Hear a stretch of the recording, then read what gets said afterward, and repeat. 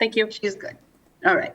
So I'll call the January 25th meeting of Finance Committee to order, and roll call Alder Galvin. Yeah. Here. And Alder Corpus-Dax. Here. And Alder Dorf is here. I'll entertain a motion to approve the agenda. So moved. Second. All right. Moved by Alder Galvin, second by Alder Corpus-Dax. All those in favor say aye. Aye. Opposed, nay. Motion carries. Approval of the minutes. So moved. Second. Okay. All right. Motion made by Alder Corpus-Dax, second by Alder Galvin. Any discussion? Seeing none, all those in favor say aye. Aye. Aye. Opposed, nay. Motion carries. Regular business. For consideration with possible action on the First Amendment to the Green Bay Electronics Record Program, the GURP, software agreement between the City of Green Bay and Brown County. Staff. I am actually going to let Joanne speak to this. What? Okay. Okay. Good evening, everybody. So this agreement is just essentially changing the start date from June 1st, 2020 to January 1st, 2021. We've already been operating under this agreement, but we just need to formalize the approval so that the city can execute the signature. Okay. Any questions? Yes, Alder Galvin. What happened? What's, I see that there's some monies involved, and I mean, why do we have to change it if we've been operating under it since the beginning? Not that we are changing, we've been operating under the amendment or the amended agreement, which just basically changed the start dates and a prorated fee payment for usage in 2020. So I'm sorry if I misspoke or if there was a misunderstanding. So we're not changing anything from the prior agreement. We're just bringing it forward for formalized approval and signature. Okay, but I guess I'm so confused. Didn't we, Okay. I remember a meeting a year ago where we talked about this, we came in agreement, everyone said, yay, let's go ahead. So why do we have to have an amendment? Did something stop it from going forward, or? Right. No, I understand the confusion. So that agreement that was approved at that point is what is in front of you today. It just never was formally approved by council for signature. So we're still bound by the agreement or bound by the amended agreement that you have in front of you. And that's what we've been operating under. It just needs the formal approval of council so that the mayor can sign off on it. And Brown County has already done so. So kind of like an oversight or something? Correct. Yeah, that's what I was going to say. We forgot to do, or we just didn't do it formally. This isn't amended since then. This No. is the amended agreement. Correct. Okay. Yes. This is what we approved a year ago. Yes. Okay, all right. All right. I'll entertain a motion if there are no other questions. Motion to approve. Second. Motion approved by Alder Corpus-Dax, second by Alder Galvin. Any further discussion? Seeing none, all those in favor say aye. Aye. Aye. Opposed, nay. Motion carries. All right. Next item is number 2. For consideration with possible action, the approval of the American Rescue Plan Act, ARPA, allocation within the stormwater, green infrastructure, and climate resiliency category for Roosevelt Street green infrastructure for $360,000. So that's one of the categories that we approved ARPA. And are there questions, or staff, do you want to present anything? Does anyone have questions? Yeah, Alder Galvin. Yeah, it says it's going to be installed in the terrace. Okay, so as I understand it, that's a space between the curb and the sidewalk.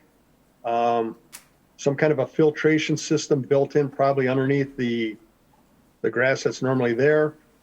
I'm just trying to figure out how much water do they estimate is going to be going through this system on the terrace? Does it then go into the stormwater, or do they figure it's just going to absorb into the ground? I guess there's not a lot of details as to how something like this works. I'll be honest with you, Alder. I'm not 100% sure what exactly this green infrastructure is. This is something that the utility manager and the assistant director, who is also the city engineer, working with the assistant city engineer in the project development section, they are comfortable with this green infrastructure. They're the ones who need to know. I can definitely find out the particulars of the design if that's something the council's interested in. Well, and look, you know, Steve, I mean, or Director Grenier, you know, people are always questioning how we're spending money.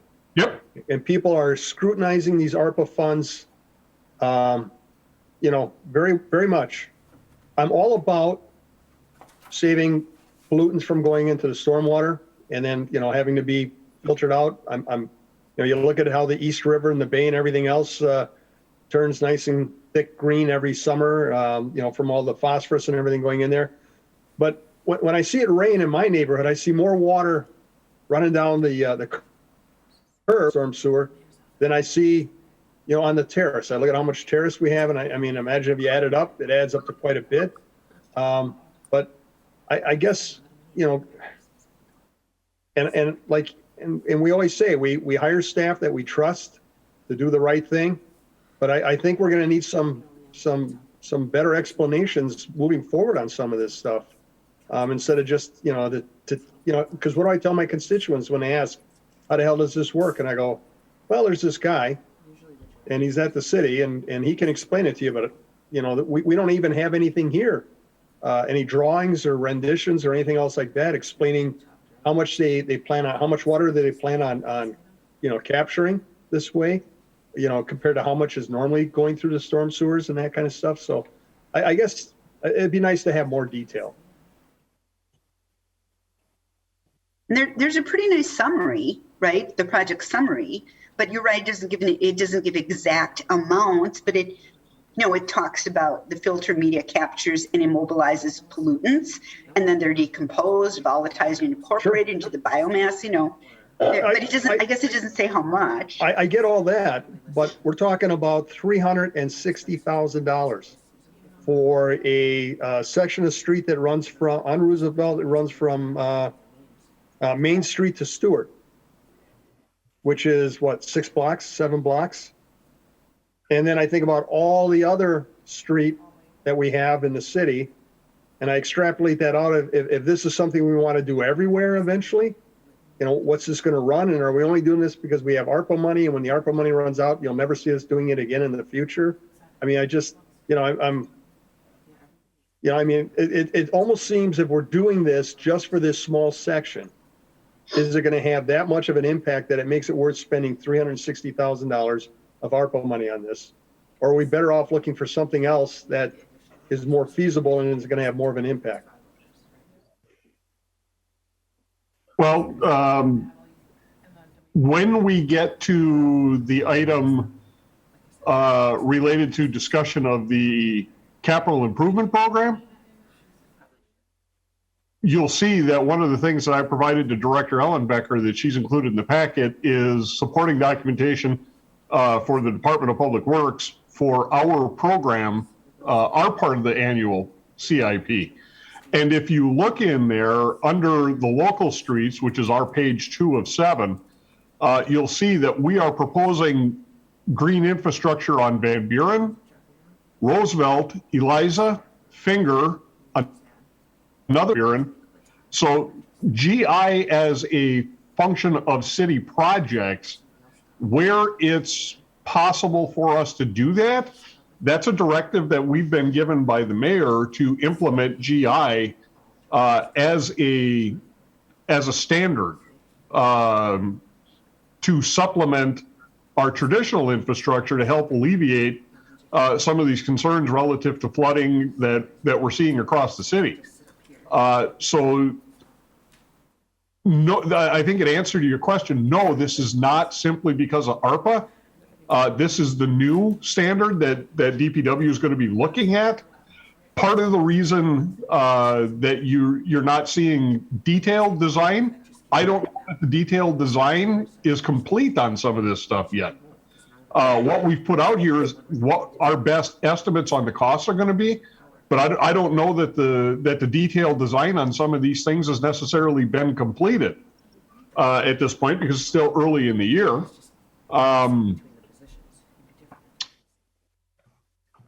One of the reasons that we are directing ARPA money to it is because stormwater is a explicitly identified eligible expense for ARPA funding. Okay. Would we be better served, because my district is one of the ones that was hurt very badly by the flooding over the last few years. I had many residents that were like, I'll sell you my house. It's right next to all the greenway of all the parks. And in fact, the city did buy a house on Mason Street and turned it into green space to help alleviate some of this funding. With $360,000, would we have more of an impact on stormwater, pollutants, and flooding if we were to just buy some of these houses along the East River and start a process that way? Instead of doing terraces on a few streets here, there, kind of checkmarked all over the city. Well, considering that you would, for every house you purchase, you would eliminate that house as a potential liability for flooding in the future because the house isn't there any longer. Right. But on a straight stormwater evaluation, infiltration, water quality, water quantity, slowing the water down so it doesn't get into the storm sewer as fast, I don't think purchase of a house is going to be a one-for-one trade with any of the green infrastructure initiatives that we're proposing as part of the CIP, because those green infrastructure initiatives, whether it's bioinfiltration, whether it's permeable pavement, those are intended to maximize the amount of infiltration for the square foot or area that they're taking up. We're trying to get best bang for the buck because we know we have physically constrained areas. Whereas you tear a house down and put turf grass on it, turf grass is somewhat pervious until it gets soaked and then all the water runs off. So from a stormwater perspective, if you're looking at reducing pollutants and slowing the water down, I think these GI projects are better. If you're looking at eliminating the potential for a flood claim, taking a house that's within a known flooding area, yeah, by taking the house, you're gonna eliminate the potential there. So it depends on what your end game is. Well, I guess my end game is actually both. And I guess that's why it'd be nice if we had some data here showing how the amount of terrace that's being proposed would actually, what would the impact be versus just removing homes and just having that green space. I mean, Alder Galvin, it doesn't sound like that one has anything to do with the other. Removing a home doesn't do anything for the green infrastructure. It just does something for removing the home. But well, I beg to differ, because even as Director Grenier has said here, it does have some impact. So we're being asked to approve $360,000, and as he said, there's going to be other GI programs on DPW's side of the ball here that we're going to be asked to approve. And I'm all for that, but I want to know what kind of impact it's going to have. Are we taking, for every 100 square feet of terrace with this system in it, are we taking 10 gallons of water per, how many inches of rainfall? I mean, what is the impact? How much are we actually doing versus what it would be just to have green space, the green space that's there right now? And so how you're much, thinking the green space of the house would be the green initiative? Is that how you're? to a certain extent, it would not only be a green initiative, but it would also, like Director Grenier said, take away the ability for people to claim flood damage and other things like that. and the city having to respond to the flood damage by blocking streets, inspecting homes that have been damaged. I mean, you look at the cost to the city with the last major flooding that we had, particularly in my area. I mean, it was flooded almost up to Baird Street on one side of the East River, and it was flooded up 1 to 2 blocks the other side. I mean, there's still a house if you go down on Hartung that's sitting up on blocks that the poor owner has been struggling for 3 years to get the insurance and everything squared away to get her home repaired so she can live in it again. So what if, we were asked to submit proposals. What if we don't have to do this or that? What if you would submit the proposal to spend another $360,000? I don't know whether we pass it or not, to remove some houses, because this idea to do something to the pavement, that's going to keep going, and that's forever. You remove a house, you're done removing the house. Right. Then what? But both ideas might be good. We might not have to choose. I'm not necessarily looking for the money, to remove houses. I'm just saying I have constituents that were willing to sell, would have loved to sold. We had a big meeting. The mayor was there. Other city officials were there. They did say that was one idea. That's why they did buy one house on Mason Street and tore it down. I'm not proposing that we do one for the other, but when I have constituents asking me, what does this do for us?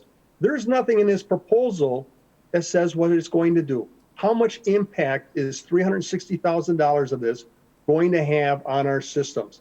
How much pollutants will it capture? How much rainwater will it divert from our stormwater systems? There's nothing here. Okay, let me ask a question of Steve Grenier. Is that even possible to answer those kind of questions right now? Is there a way to even predict that, Director Grenier? I'll have that conversation with the utility manager and the assistant city engineer in the morning. Okay, so you'll try to get that. And then Alder Stoyer has. And if I may finish. I'm sorry. If I just may finish. This is much like the police department's proposal for the shot locator system. And we're putting pause on that to a certain extent because we want more information on how effective it is. Same thing here. I want to know how effective this is proposed to be before I get behind it. I like the idea. I'm not saying it's a bad idea, but for staff to ask us to approve this without any information to me seems, you're really putting us out there. You're time out, not without any. We have a lot of information. We don't have specific information you want, but we have a really nice description, right? Look, I could put together a proposal for a combustion engine for cars and say $360,000, we're going to put these new engines in these cars. And you can find out later on, they're only slightly better than what they were, and it's not worth the money to do it. I want to know what will this change? And I guess I would hope that anytime we get a proposal from anyone for anything, that there's some kind of information of how does this make it better? Is it worth $360,000, or are we going to do it and find out later on, yeah, it diverted 1 gallon of water per whatever, and it caught maybe some pollutants, but still it had no difference really. And so then we have to explain that to the taxpayers. This is how we spent your money. And like I said, yeah, they explain how it's going to work, but they don't say what the actual impact is going to be. And I'd like to see that. Thank you. So in order, I saw Stoyer, Gerlach, Corpus Dax. All right. Thank you, Chair. There's some good discussion here. Listening to what Alder Galvin said, we're talking about this green infrastructure, and it seems like a fairly new entity, and I think, I'm happy that Director Grenier is going to look into this tomorrow, but I kind of concur with Alder Galvin that we don't have as much as we need here to look at this. And I look at all the issues with repaving and reconstruction of roads. There's 450 miles of roads. How many miles are there of city streets that need this GI infrastructure? I would like to know that. I mean, there's a lot of, sounds good on the surface, but I think there's some other things that we have to think about. And like I said, if you do this for 2 roads, there's many more roads that, might need this. So I'm a little concerned as well. So I'm looking forward to getting more research on this so we can make a better plan. I know there's some things out there right now, but it seems like, especially with all these requests that are coming in, I'd like to, maybe Susan House can help on that too later, just to talk about all the different requests that are coming in. I'd like to know, are we on pace here? Are there too many from a couple of people, not enough from others? It just seems a little hodgy-podgy to me right now, and I got to get more up on that myself. But as time goes on, we're going to have to tighten up and make some good requests. And I just want to make sure that each request that we have has enough research. Thank you. In response, Director Grenier, did I hear you say that it's not just these two streets, that in the bonding proposal, you're proposing more streets? Did I hear you say that a little while ago? That is correct. And I guess, I'll have a conversation with Alder Galvin offline about this. I need to know what information are you looking for? Because if we simply look at these two streets and we look at them compared to the entire stormwater system, no effect. I can tell you that right now.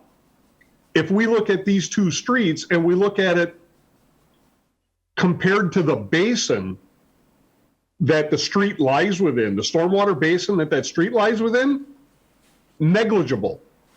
Okay, I can say that with pretty good confidence right now.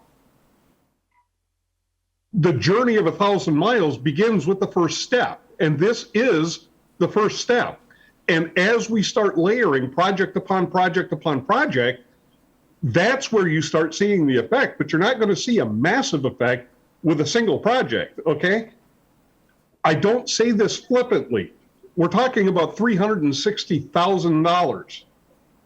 If you go out into what's now Alder Corpus, was Alder Corpus Access District previously, at the corner of Superior and Sitka Street, we put a stormwater pond in there a couple of years ago that's going to support 3 residential subdivisions.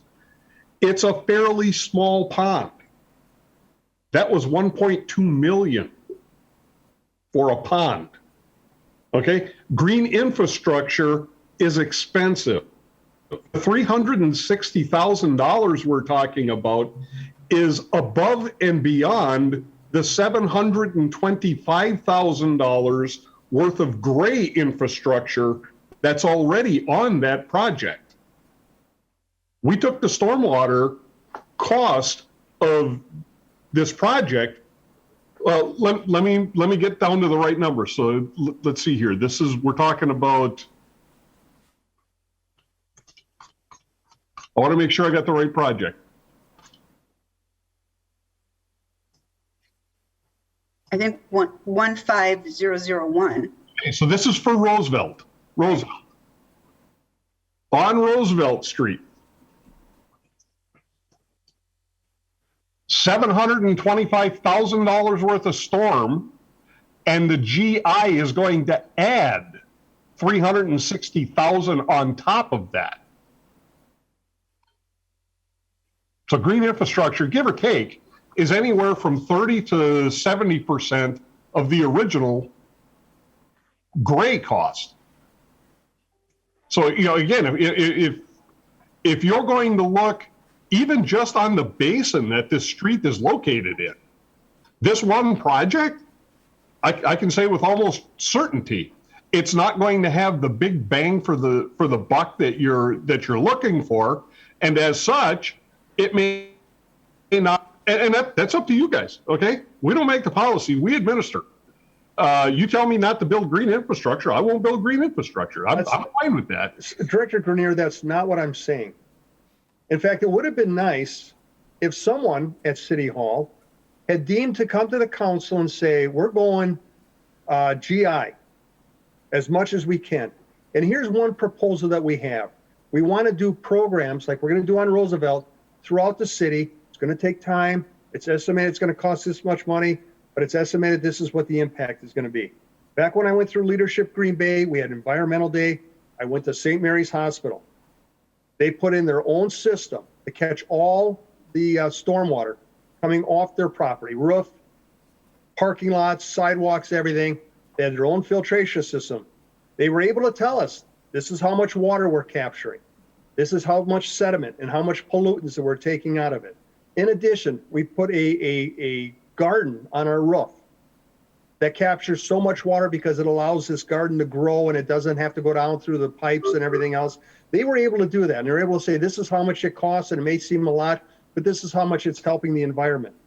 So, I mean, if the staff and the mayor's office wants to do this GI, I'm not saying I'm against it, but just don't feed it to me piecemeal like it's being fed to us right now. Tell us, this is where we want the city to go. This is our vision.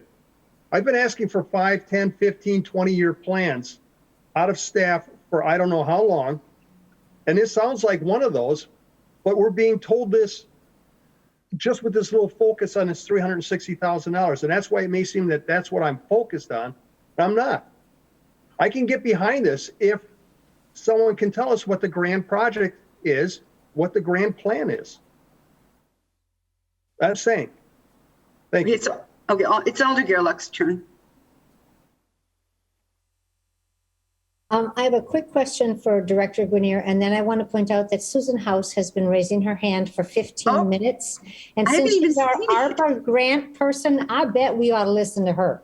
But a quick question for, because I got a chance now for Director Grenier. Is this, this project, was this designed by our utility manager? Not necessarily. He is involved with it, but I can't say for sure that he's the one who sat down and designed it. Has he said to you, because I've worked with Matt Hickenlabel on, flooding issues and things like that, and I trust him. Has he said to you, Steve, I think this is the way to go? As a group, he, my assistant director, myself, and the assistant city engineer in the project development area, we have looked at street reconstruction projects and we have tried to select technologies that we think are going to be successful. That's what's being recommended. Okay, thank you. Please, Susan House. No. It's really, I said Alder Corpus Dax next unless she wants to. Okay, then Susan House. Thank you. I apologize for not having. You got to do that. Okay.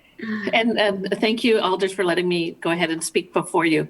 I understand what you're asking for in the future request, and I totally get that I will now include the detailed information.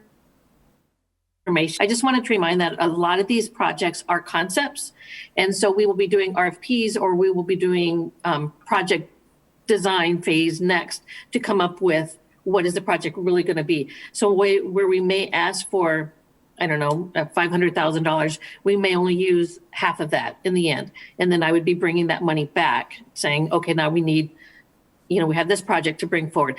But I can certainly add the detailed information when available. This project, I get it, it probably does have that detailed information. I would have to check with Steve, Director Grenier, before I, included all of that. I did not think that you wanted to see all of that detailed information, so that's on me. I will improve that in the future, and I will bring the detailed information when available.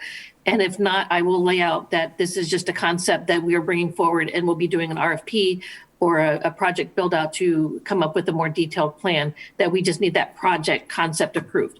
So I apologize for not bringing you that detailed information in the past, and then these three items that I'm bringing forward today. Thank you. Thank you. You just didn't know. I mean. And now I'll improve that. Okay, thank you. Alder Corpus Dax. Thank you. I agree with what Alder Galvin's saying regarding, needing to have, what is it? Why do we need it? How is it better than what we have right now?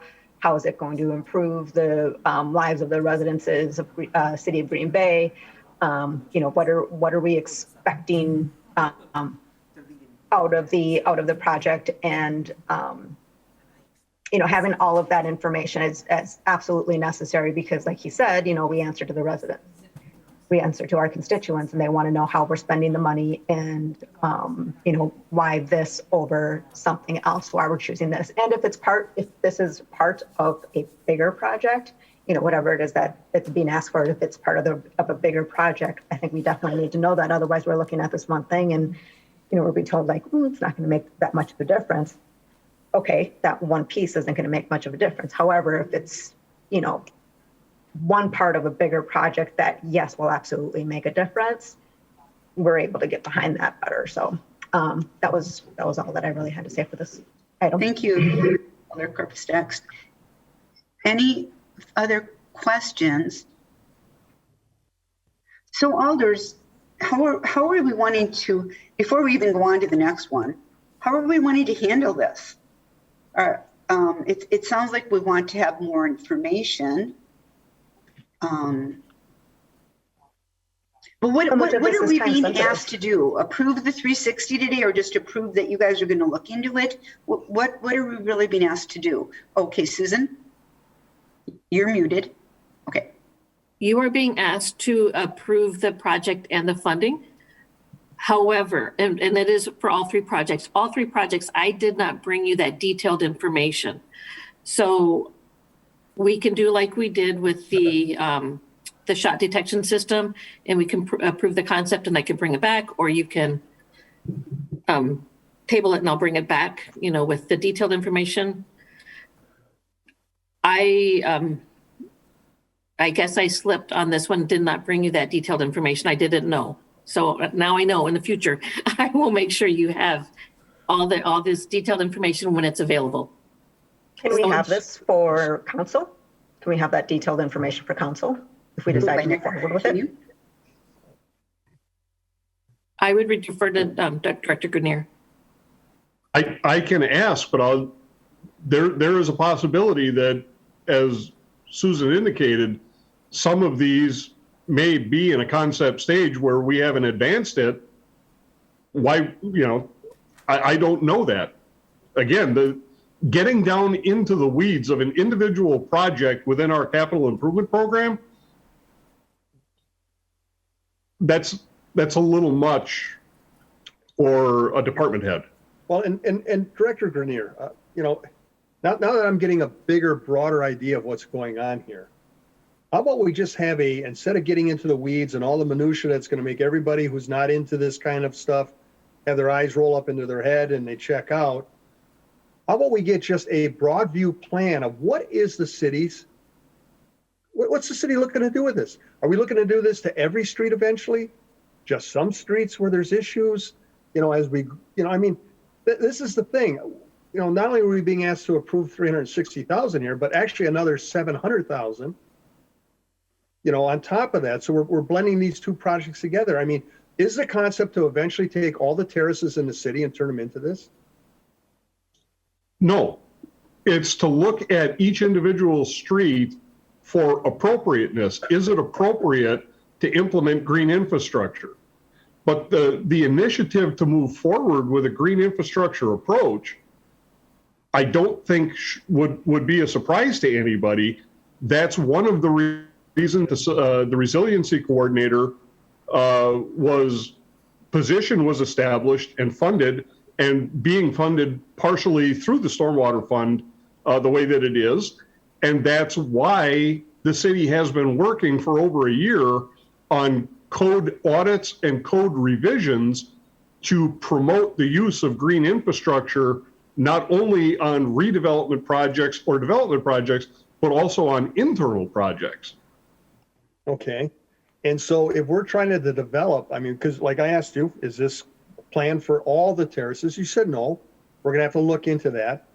Well, what if we start looking into it and at the end of it, you go, well, after looking into it, maybe 5 miles worth of streets this would apply to. Is that worth it in your opinion that the city move forward spending these kind of monies?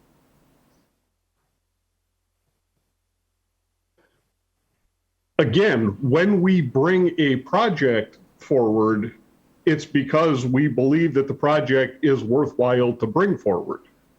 So you think this is worthwhile, even though you say if it were to stand alone, it would have no impact whatsoever? Or very, very minimal impact? Yes, I do. Because when you're proposing a project to us like this, it's one puzzle piece. And that makes it very hard for the common person, even the part-time alder, to understand what the whole puzzle is going to look like when it's done. Mm-hmm. And so that's why I find it very hard to be asked to approve these kind of monies and these kind of projects when all I'm looking at is one little puzzle piece. What is the grant when this puzzle is done? What are we looking to obtain? You know, and how is that going to impact our community? And then it gives me a better idea. Am I doing the right thing by approving this, or am I doing the right thing by not approving it? That's all I'm asking for. I'm not asking for a lot of minutia or anything, but just kind of give me an idea what we're looking at here. That's all I'm asking for. Now, Susan's hand was up again, and then Alder Steurer after Susan. Alder Galvin, I just wanted to point out that the ARPA funds cannot be used for streets, for that type of infrastructure. I get it. I get it. And that we need to make sure that they are being used in the high risk neighborhoods, for lack of a better word, the quality census tract. So that's why I included that information in, that it does meet that requirement. The affordable housing development and small business support? No, forget it. I got the wrong one. No, the qualified census tract. It has to meet in the qualified census tract. Okay. Okay. All right, Alder Steurer. Thank you, Chair. You know, Director Grenier brought up the fact that, you know, their office and other departments have been looking at projects over the last year, you know, with this in mind. I'd say shame on me for not picking up on all those nuances. You know, it seems somewhat new to me. I don't know if that was just included in the capital improvement program or what have you. You know, I agree with Alderman that, you know, this is will be a very good thing in the future. I think it's just the way we're dealing with it now. We need to have as much data, and Susan House mentioned that in the future she will do that. But, you know, Director Grenier, maybe you can help me on that. You know, you said, you know, you folks have been looking at this for quite some time. And I just want you to let me know that, you know, maybe I'm missing the boat and not keeping up with this. Can you help me on that? Well, I don't know that anyone's necessarily missing the boat, Alder. Again, maybe it's because I work in this world all day, every day. Okay, I'm here at City Hall. The resiliency coordinator is a member of my staff. Stormwater falls under the Department of, so I'm immersed. I live in this. Okay, so maybe that's part of it. Again, I didn't realize that alders are as surprised as you are relative to the amount of GI that the city is pursuing. Again, because when the mayor proposed the resiliency coordinator, not only was that person tasked with handling resilient from flooding, but part of her job would be to prevent flooding from happening in the future, which includes implementation of green infrastructure. I've heard the mayor say that at budget roadshows. I've heard him say it at council. I've heard him say it, you know, multiple times. The fact that we hired a consultant to do the code audit last year to look for barriers, not only look for barriers that would prevent folks from instituting green infrastructure within our current ordinances, but to rewrite the ordinances to promote the use of green infrastructure. And some of those ordinances are going to be coming forward through various committees in the very near future. I thought this was common knowledge. So if that's, then that's on me, not realizing that it wasn't common knowledge. No, I think it is common knowledge. I think we have a lot on our plates, but I certainly remember everything you're talking about. And for me, it is going toward green infrastructure. This particular project, maybe I'd never heard of before, but certainly because of the resiliency, because of climate change, because of the environment, that we've been talking about that for a year. Don't you think, Alder Galvin, you know, the sooner we have. Alder, did I just finish up? I had the floor. Oh, sure. Okay, I thought you were done. No, I just wanted to state that, you know, okay, ignorance, maybe, yes, a little bit, but, you know, we have a lot on our plate as well. I mean, we've got Sustainability Commission, we've got equal rights. We've got a number of other things that are coming into play that we're trying to keep up with on all that. So I'm not saying, I was saying that we're not able to handle all that. I'm just saying that a lot of them up, sometimes they get caught up in different committees, they get lost here and there, everybody can't make every meeting. It's a challenge to try to keep up with all of this. And so I'm not saying that I'm totally ignorant on it, because I pride myself in looking at issues and trying to get as much information as I can. So to make a broad brush statement that, you know, that we've been doing this forever, or not forever, but at least for some time, I just need to know that, okay, if that's the case, then I need to bring it forward and get up to speed on all of this. But as Susan House mentioned, she will be bringing up some information as well, so that I will be more informed. So that's kind of where I'm at right now. I don't want you to think I was blaming you, Alder Steuer. I'm not blaming anyone. There is so much that we have to be aware of. There are so many committees, there's so many initiatives. And part of where I'm at is that we hire our staff to be the experts and to bring forward. So there's a certain level of trust I have with the staff members. I'm certainly aware that we're looking toward doing the green infrastructure, that we're looking toward affecting the climate in any way that we can here in the city of Green Bay. We're trying to stop flooding in any way that we can. So, right. I agree with you on some of that. I do agree. And I guess all I'm saying is that the more information that we have that we can look at to make wise decisions is good, because like Alder Galvin said, there are times where our citizens ask us, okay, what's going on with this? And we can't fully say that we totally know. And you don't want to be in that position. You want to be in a position where you kind of know what's going on. So I'm good. I'm off my soapbox. Thanks a lot. And I'm going to throw that in there too. I mean, I didn't understand that vulnerable index, SVI, the social vulnerable index, or the qualified census tract indicates that these projects are going to be done in economically, depressed areas in our community. I didn't understand it. I didn't realize that that's part of the minutia, that we should be aware of. And I understand that we have a resiliency director, which means we're going green, but that doesn't mean I'm going to rubber stamp every project that they put through if there isn't sufficient information to justify it. XCOP, hey, shot locator, great, let's do it. Well, wait a minute.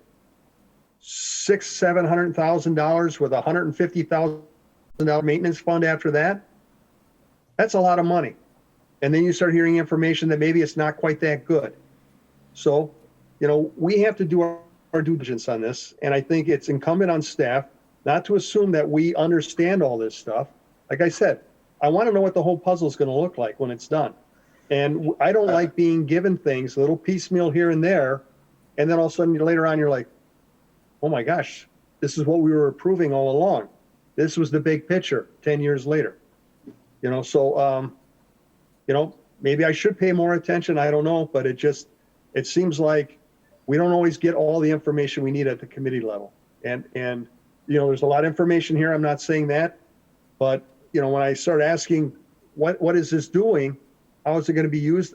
I would hope that can be explained to us and shown to us that this is what the big picture is, and this is what we're working towards. What's our goal? So I think that's good, Alder Galvin. And I think that by asking for it, this is what committee is for, right? To delve into it deeper. We've asked for things now. We're going to try to get the answers before we make the decision. We're going to go, if we do the next item, we're going to go through the exact same discussion that we just had, maybe a little shorter. But we were asking, and Susan's going to do something, and Director Grenier is going to do something. They're going to respond to us. So I think it's good to have committee, and I think it's good to have the questions that you and Alder Steuer and Alder Gerlach brought up. I think that's great, because then it gives us a chance to learn and then to take that learning to our constituents. So maybe it was too abrupt to want to pass this tonight. Go ahead, Alder Gerlach. I just want to tell you that this was the most interesting conversation you ever had in Finance Committee from my perspective. No numbers. Thank you.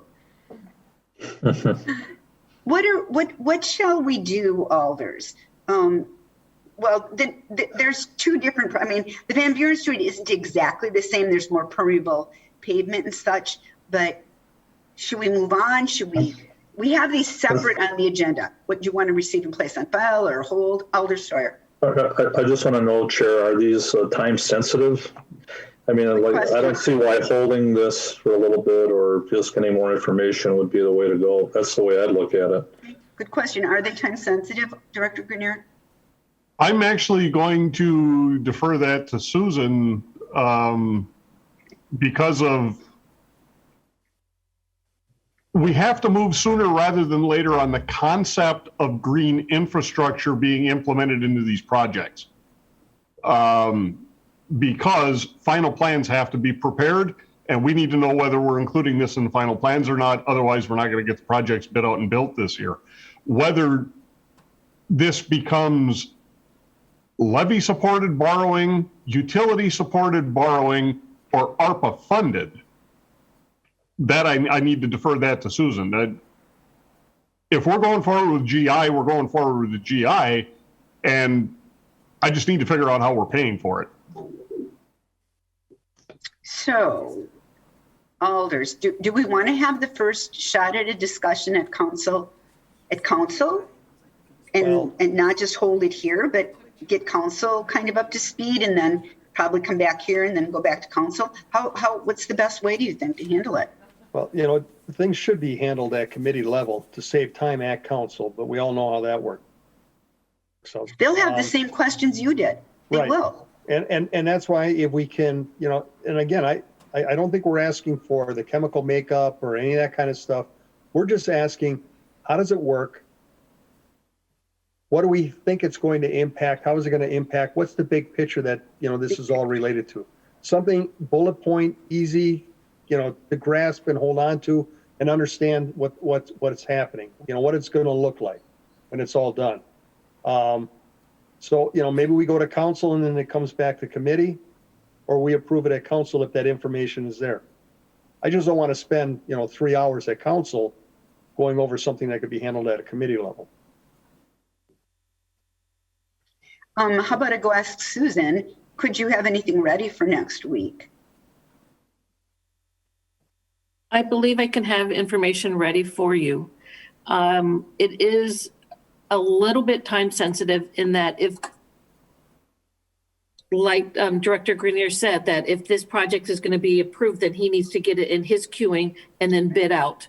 And now is the time when they would start bidding out so that the construction companies, they know what they're going to be doing, as you all know. So it is a somewhat time sensitive, but not hard and fast today. You have to decide.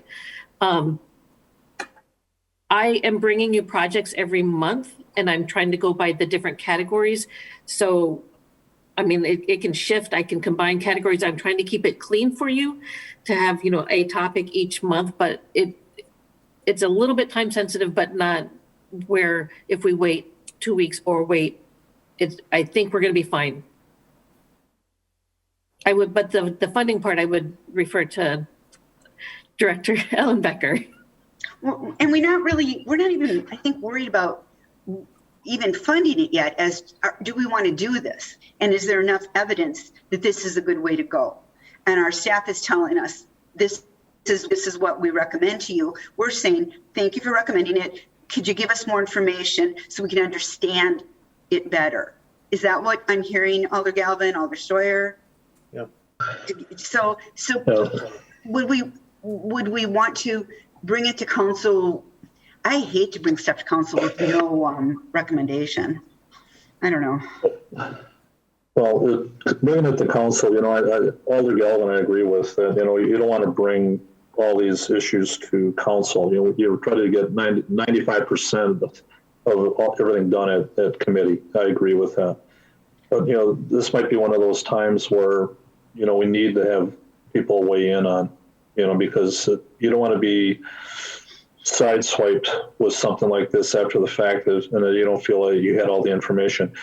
You know, I have all confidence that Susan House and Director Grenier and that are doing due diligence here. You know, I have a lot of confidence in our staff. You know, that's not a question. I think the big thing for me comes down to students come up to me and ask, well, what is this all about? And if I don't feel like I have all the information, then it makes it very difficult to move forward. So I'm just looking for more data, more information, just things to make better decisions. That's all. I agree with Alder Steuer. I've defended staff, I don't know how many times over the last 6 years. And the fact that we hire and we keep them on for the reason that they're doing a good job. But again, I have to answer the people that pay these bills. And I have to be able to convince them and make them understand why moving forward with something like this is good for the city and good for everybody with it. Well, my question to you guys is, do you want to talk about it at council next week? And let me get to Alder Gerlach. She will make it clear. My questions always make it clear, right? Sure. Is it possible, first of all, I understand from Susan that there is information that simply hasn't been provided. And is it possible, is it okay for that information to be sent out to all of the alders when it's assembled? Can that go out by email? Is that legal? So that we have more information, like before the council meeting.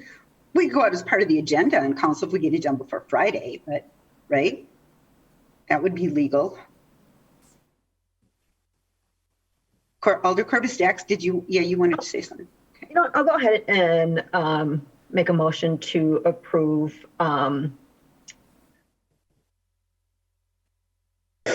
with the condition that we have that information prior. Okay. So, Okay.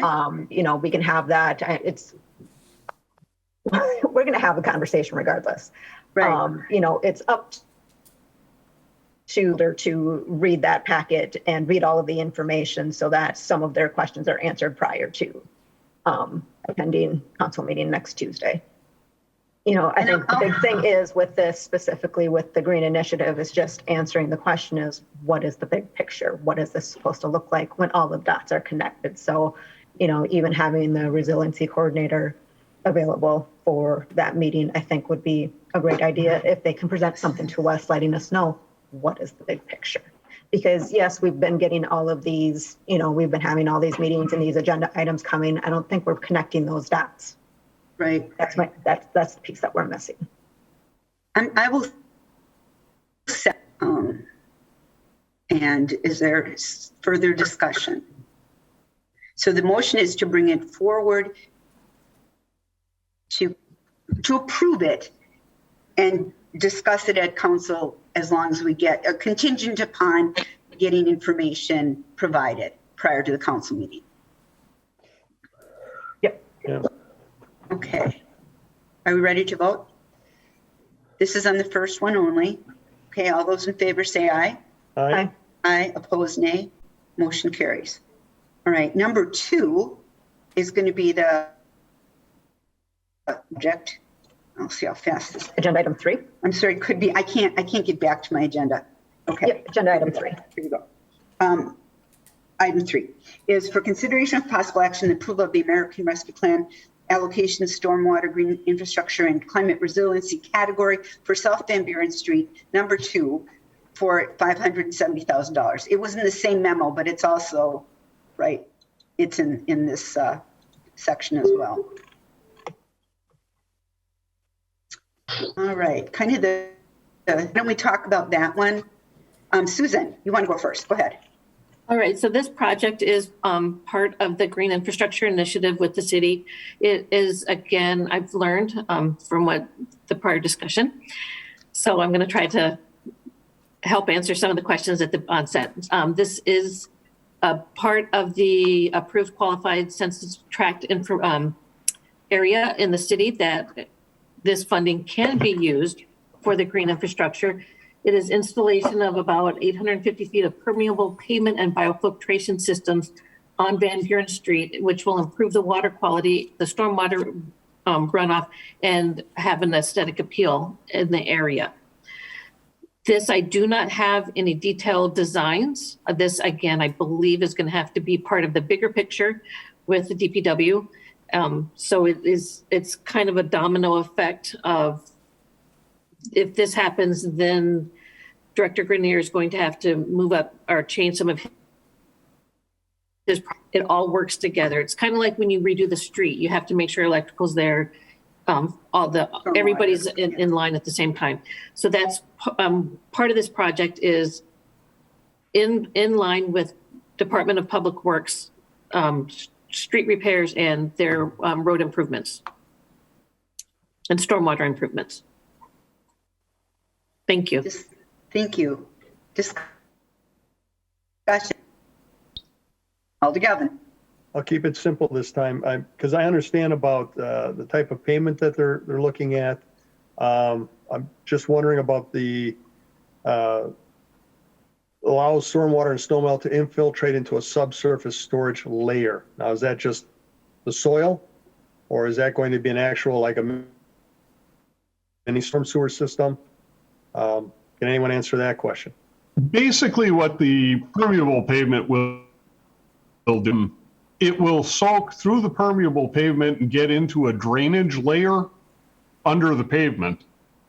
Then ultimately will find its way into the storm sewer system. But by putting it into that infiltration layer, you're slowing down the time it takes for that rain or precipitation to get into the storm sewer. So instead of running down the slope going into the curb and immediately falling into a pipe, by trickling through the permeable drainage media, then leaking through the drainage media to the perimeter of the road, ultimately getting into the, okay, you slowed that down, so some of the other water that was previously occupying that pipe, time this water gets there, effectively allowing you to use the pipe twice or multiple times, okay? So that's, in essence, that's how a pond works. You're slowing the water down so that not all the water hits the storm sewer at the same time. You're metering out the water that's in the pond over time so you don't get that flood and then recede. Right. Same kind of thing is here with the permeable pavement. You're slowing that water down so that some of the other water goes away. You don't get that big peak and then drain back off. You kind of attenuate that water and make it a more constant flow. All right, and permeable pavement, what I've seen in the past, and I'm sure it was dated, was examples were shown were like cement blocks, edge, with dirt in between, grass growing out of it. I don't think that's what we're looking at here, is it? No, what we're looking at here would be more like how we built the westernmost parking lot at Bay Beach. Oh. So it's an open, it looks like a coarse asphalt. So it actually allows the water to infiltrate right through the asphalt. Okay, you're not talking about the gravel lot in front of the Zip and Pippin, are you? No. Keep going west, like you're heading down to Metro Boat Launch. Okay. All right, I haven't gotten down that far lately, so come spring, I'll take a look. There's a pervious parking lot that's been down there for 2 or 3 years now. Okay. And with permeable, how does that weather the wear and tear as opposed to our regular streets? Okay. It's not as durable. Not going to fall apart in 10 years either. Okay. I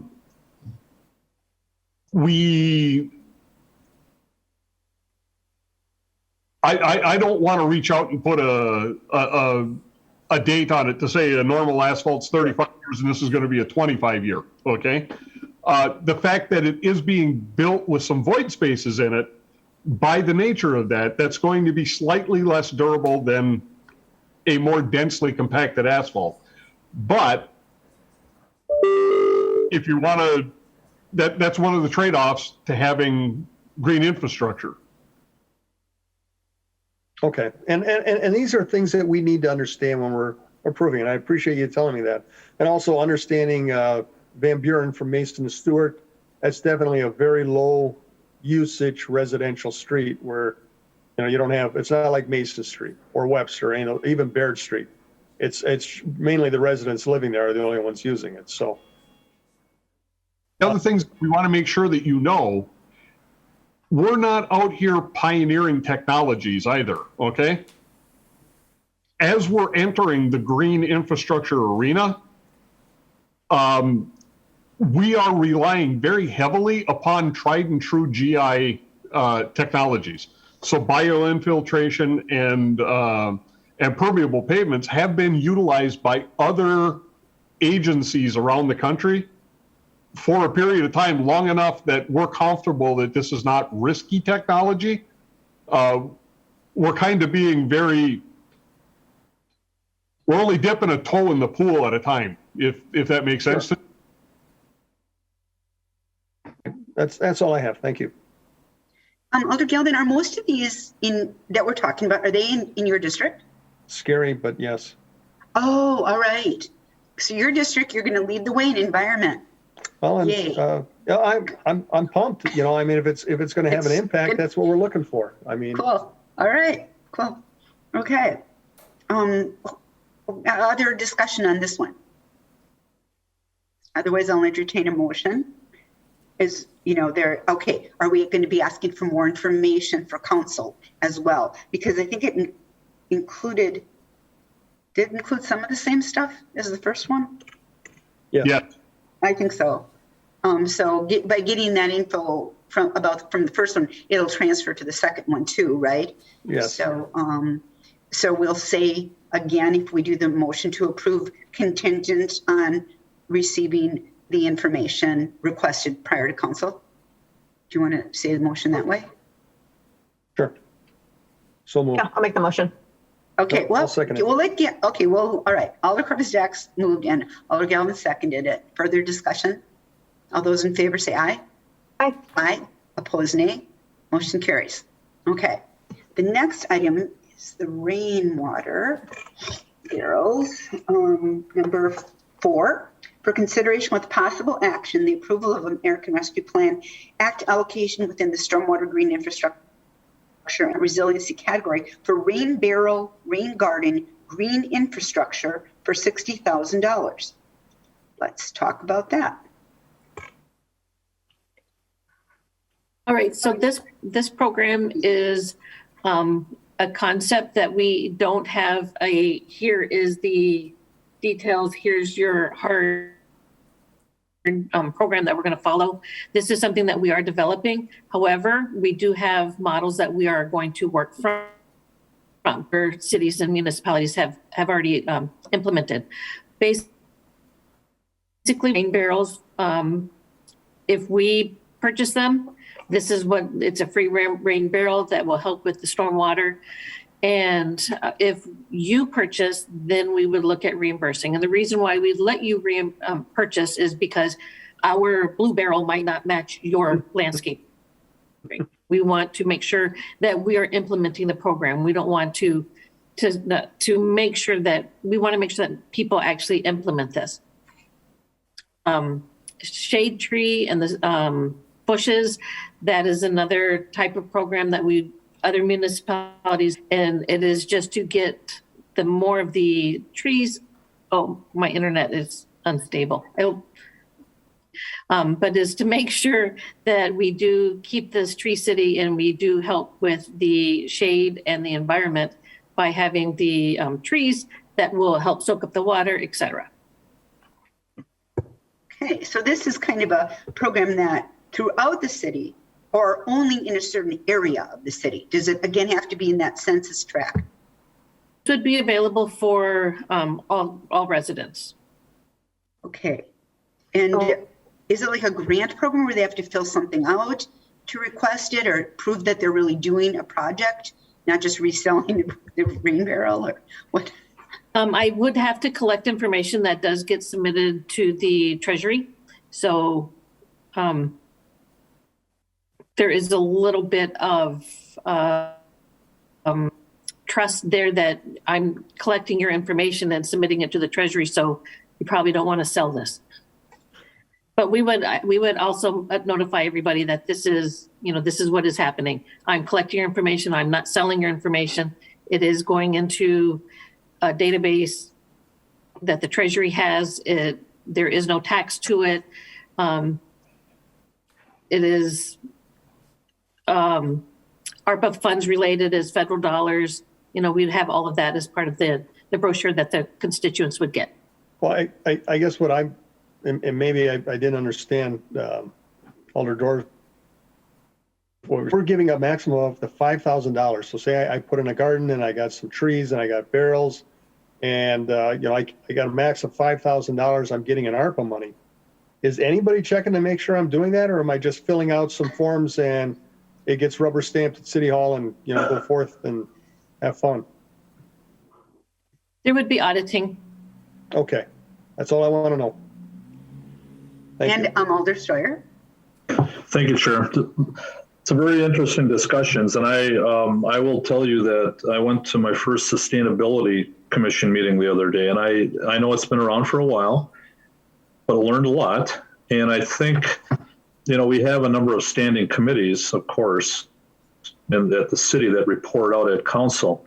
But for example, I'm on the Landmarks Commission, and we had an hour and 15-minute discussion about a deck on a historic house. Okay, I mean, it seems kind of frivolous, but you know what? If you let a crack open and decide to go against that, you know, that could cause problems down the road. So I don't know, maybe I should put in a communication, but I think it would be good to have the reports of sustainability, landmarks, you know, other committees that aren't normally a city council. I don't know, what are your thoughts? Because lately, there's been a number of issues that have been brought up by these committees that we're not fully up on unless we go to the meeting or study it ourselves. So that's just my, what's that? So like if for one, well, sustainability, it has been on the agenda, and that landmarks one is so interesting because it was wasn't it in front of a RDA, no, Board of Appeals, something. There's a reason that I went to that, but I wasn't at the Landmarks Commission. I don't think. No, we had it was landmarks. Oh, maybe I was there. It was really interesting about that porch. That was really interesting. Right. And we did talk about it. So you're saying like maybe standing committees so that those all appear? We listen to all the standing committees, you know, all the different things, but these other committees that aren't always there, even transit, you know, a lot of times we don't always have information out there. Maybe it's because partly they don't have anything to report out on that particular day. But just listening to the conversation tonight with, you know, with this green infrastructure, you know, I'm just saying if we were more up on these other committees that all the things they're talking about, I think we'd have less questions and we'd have shorter committee meetings on some of this stuff. So that's just my point. I don't know. I just think it would be helpful for the city if we could look at that. And I don't know what I have to do that, but I'll pursue that if need be. Okay, that's all. Other purpose tax. I just had a question regarding the $5,000 reimbursement. So I know I've seen like on whatever social media, you know, some of these farmers or gardeners have like really big rain barrels. So any kind of like that would qualify up to $5,000 reimbursement. Because I know like some of these people who are heavy into gardening do have, you know, quite the rain barrel system set up so that, you know, they can water their own gardens or, you know, what have you without having to spend the money. Currently, the rain barrels, what the sustainability coordinator is suggesting is up to $70 per rain barrel. So, and you would get one rain barrel. Okay. And so then the whole concept of the green infrastructure would be the max of the 5,000. Okay. So it would be specifically this type of rain barrel, 70-gallon rain barrel. It wouldn't be, I don't know. I don't even know how big these rain barrels get, but it wouldn't be just one of these like giant 100-gallon rain barrels. Yeah. So if you bought a $150 rain barrel from wherever, we would reimburse you up to $70. Okay.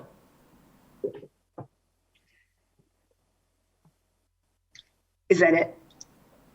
Yeah, I'm wondering if we would want to look into potentially accepting other ideas when it comes to, or other sizes when it comes to those rain barrels. You know, I might not want, I don't even know, again, I don't know what sizes, so I might want a 300-gallon rain barrel versus 5 rain barrels. Mhm. Type situation. But okay, that was just a thought.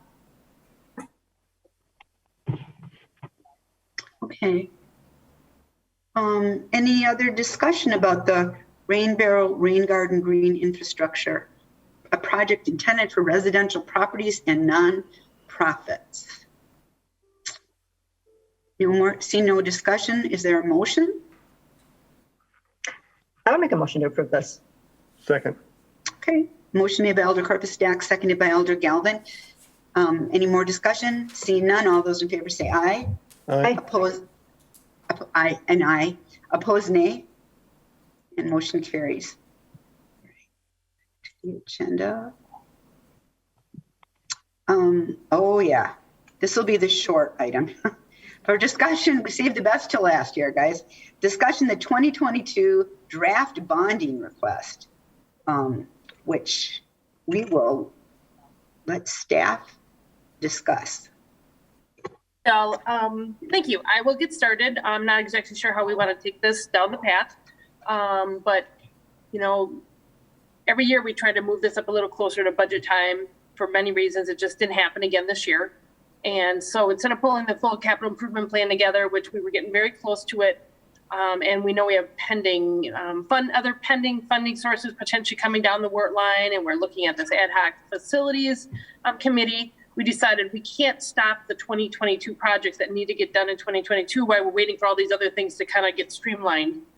So there was at the last finance committee meeting, we decided that maybe we would go back to all of our department heads and say, what are your priorities? And when we define the priorities, it's like what needs to be done through your opinion, needs to be done in 2022, which means you would need funding in 2022 and you have no other funding sources for it.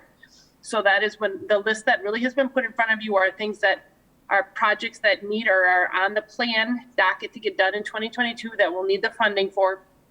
Again, it's construction projects and park projects.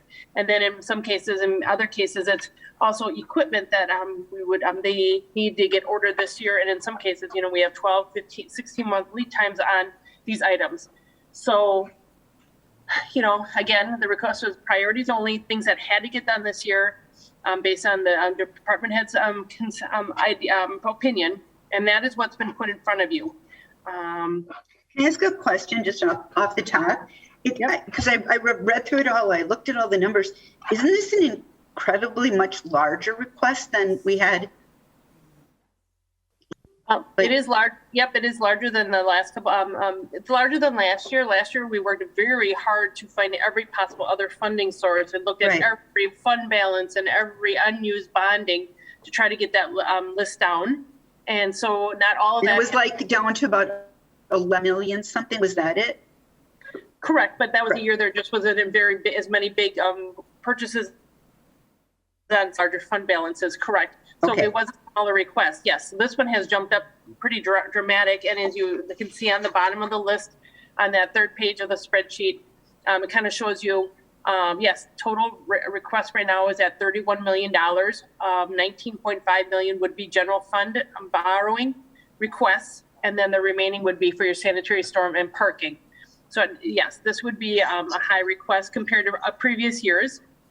So that is why I just really brought it up this is for discussion for us to, you know, again, I'm not sure how you want to go through and handle this. Do you want to kind of talk about the financing on the end? I worked with our Ellers, our financial advisors, and kind of see, well, what if we would move forward with a $19 million borrowing for the levy?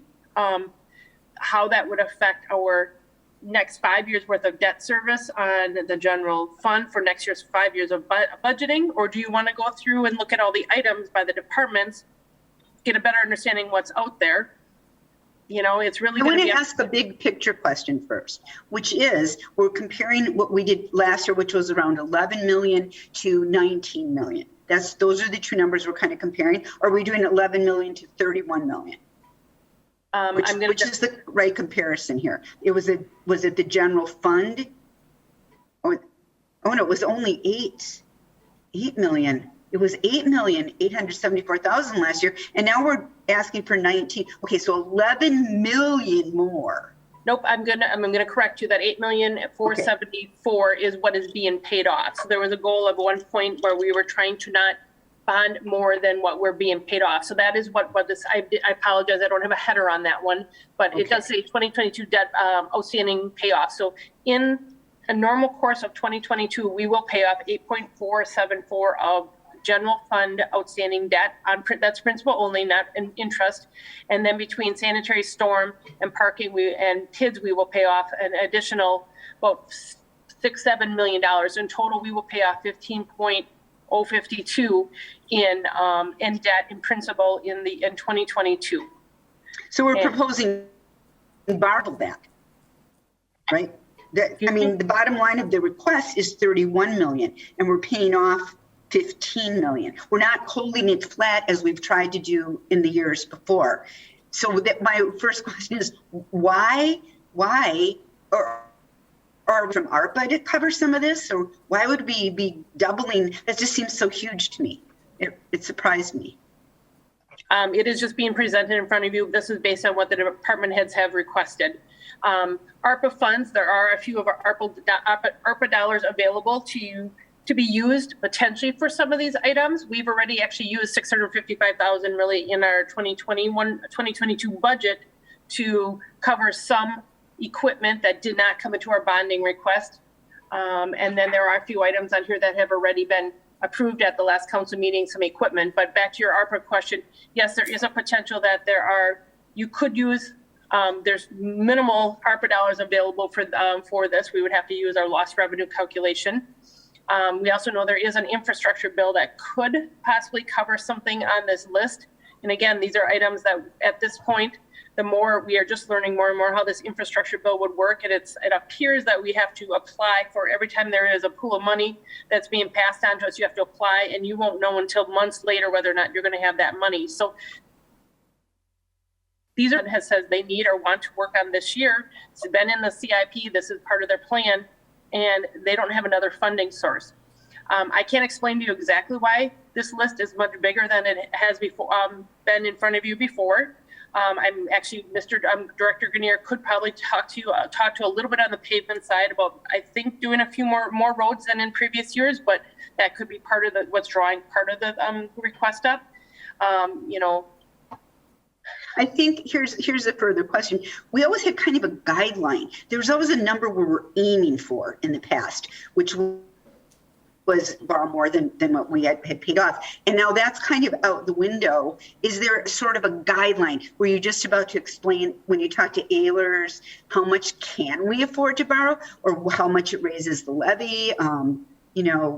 Help me with that, because I think we need some of these big picture things answered first rather than each tiny little item. And again, where to get the money? Where to get the money from? The picture again is the goal would be to not borrow more than what you're paying off. But at this point, this is a list that was brought to me, all it's been is summarized together, and this is what has been brought to you at this point. Again, it would really be the directive of the finance or council to decide if there are projects out here that they feel that need to, through discussions that really can or should wait. Your next question kind of pertaining to the big picture slide that was sent to me by Ehlers after getting this information. We pulled it together. I would like to share one screen with you in a moment. Just an aside, a point of order. Could we get this copy sent to us? I was trying to save this as a document. Which copy? Well, this whole 9-page document. I'd like to have it, so I can print it up myself. Very good. Yeah, you would just like it as sent to you and as a yes. PDF? Like an email or something? Yeah, that would be good. I mean, if I could, I was trying to do it here, but wasn't working for me. So I'm just want to verify that you need it sent to you again just to reprint, because you should be able to print right from right from Civic Clerk, or did you want a hard copy mailed to you? No, my printer is down right now, but I just need to be able to open up the document and get it printed. Hard copy. I'd like a hard copy myself. Okay, I can resend you the PDF. It should be this. It's the identical one that's in the Civic Clerk. Okay, that'd be fine. Thanks, I appreciate that. So this is a document that was pulled together by our financial advisor at Ellers, and I know it's a busy chart. Are you all able to see the chart? Yes. Okay, so what it does is our advisor took into consideration, you'll see in the first column, levy for debt. He threw 3 scenarios out there. We didn't even go back to the 8.5 million when we already have a requested 19 million. I'm not sure how we would get back down to 8.5 if that's what we're trying to keep that flat. So I asked him for scenarios. What if we get down to 12 million? What if we get down to 15? Or what if we keep it at 19.5? We decide that this is 1 year. We are going to get all these priorities that the department heads say they need. And we're gonna bite the bullet. They're all projects that have to get done. And how will it affect your tax rate? How will it affect our debt service going forward? So there's some scenarios here. What it does is, so it's looking at 2022 at a $19.5 million borrowing for levy. And then that is taking us back to, for the next following 4 years, then back to 8 million, hoping that at that point, we're back to don't borrow more than what you have, there are some other funding sources, whether we can use ARPA money or we can use any infrastructure money, or there are other funding sources. So what this is saying, it's the third column, you're seeing the 19.5 million. So in 2022, we're sitting at about $10.7 million of levy for debt. On our budget book, you're going to see something less than that because that is how much is owed for principal. However, we have some miscellaneous revenues that bring that number back down. But what it's showing is if we do go take $19.5 million out this year and not 8, it will basically increase my levy over $200,000 every year. So in 2023, it'll go up about to 10.9. The following year, it'll go up to over 11 million. Following year, about 11.2, 11.4, 11.6. So to borrow 19.5 this year, every year for the next 5 years, my levy that we need for debt service alone will go up about $200,000. Which means 1.43. I mean, the tax rate. I mean, it's thank you for saying how much will go up, but what does that mean as far as how much more taxes people pay? That is where, yes, you keep going to like the third group, annual costs on a $150,000 home. It's going to go up. It's going to go up starting at like a 2.8, and this year it'll go up to basically to go up $6 and some cents on an average home over the next 5 years. But again, remember that is only the impact of 1 year more borrowing than what we're paying off, and this is only on the debt. So if and when your general levy expenses go up and their other taxing jurisdictions go up, those are all going to go up. Right. So this is just the impact. So this is showing you, yes, what a 19.5, but we decided to move forward with 19.5. You have to be, the council will have to understand that our levy will go up over the next 5 years because we decided to borrow 19.5. It's not as dramatic if we do 15 million there, and not as dramatic as we do 12. So this chart is, again, it's kind of a busy chart, but it really shows you the impact of this borrowing. And I really am just trying to show the big picture. Again, at this point, this is what the department head said were our priorities this year. Nothing really has been cut and removed from this request. This is as being presented.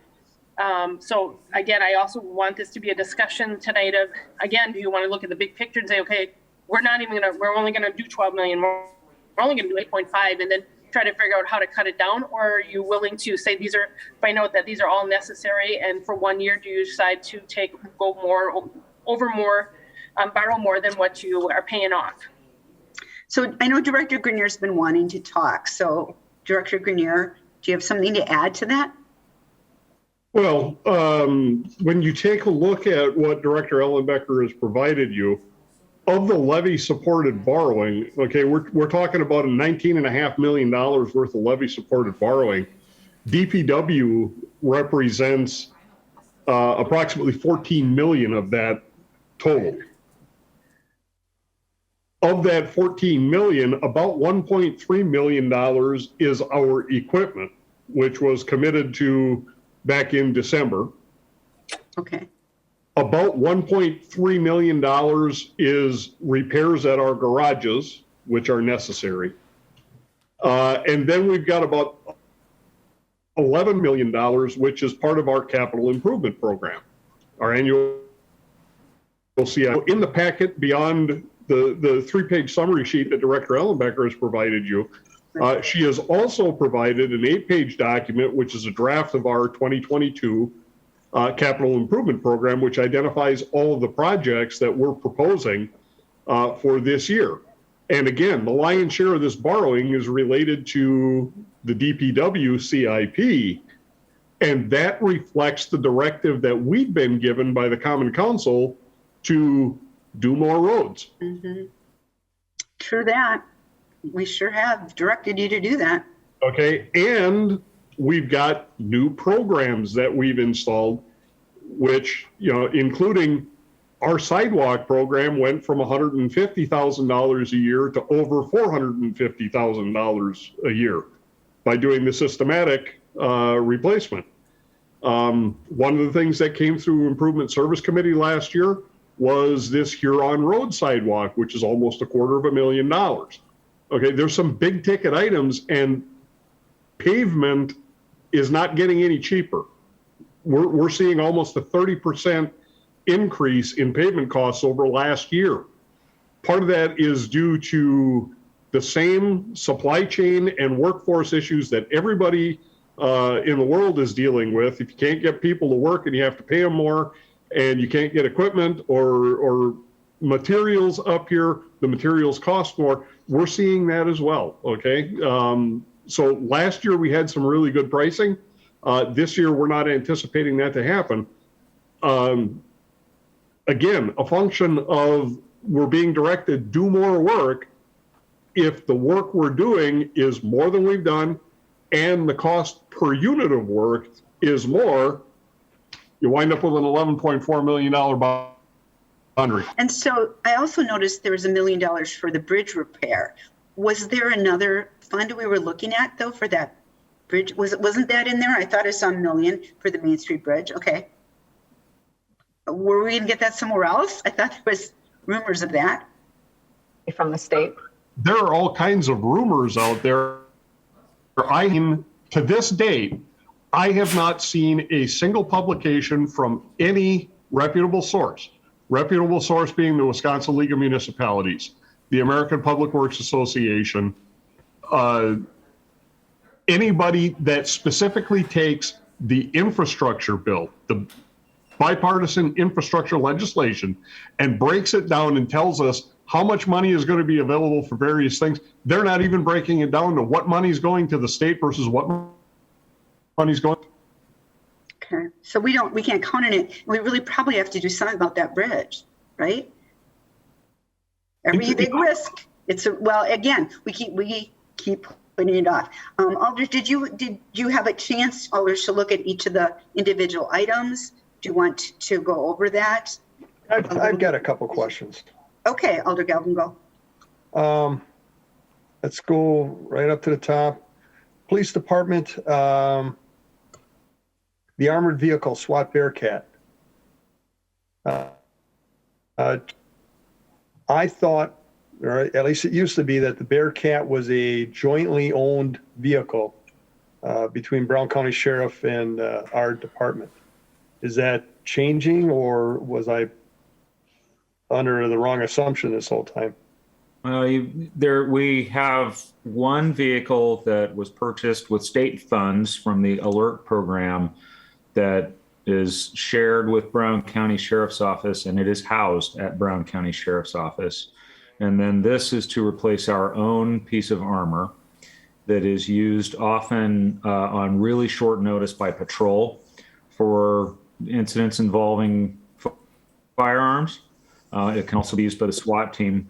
The issue with just relying on this shared equipment with Brown County is that would require someone to go out to the Brown County Sheriff's Office in Bellevue, pick up that piece of equipment and come get it and bring it to wherever it's needed, which is not practical for emergency. And I get that. So we currently do not have a Bearcat, or we're replacing. We have one currently that needs to be replaced. It is nearing end of life.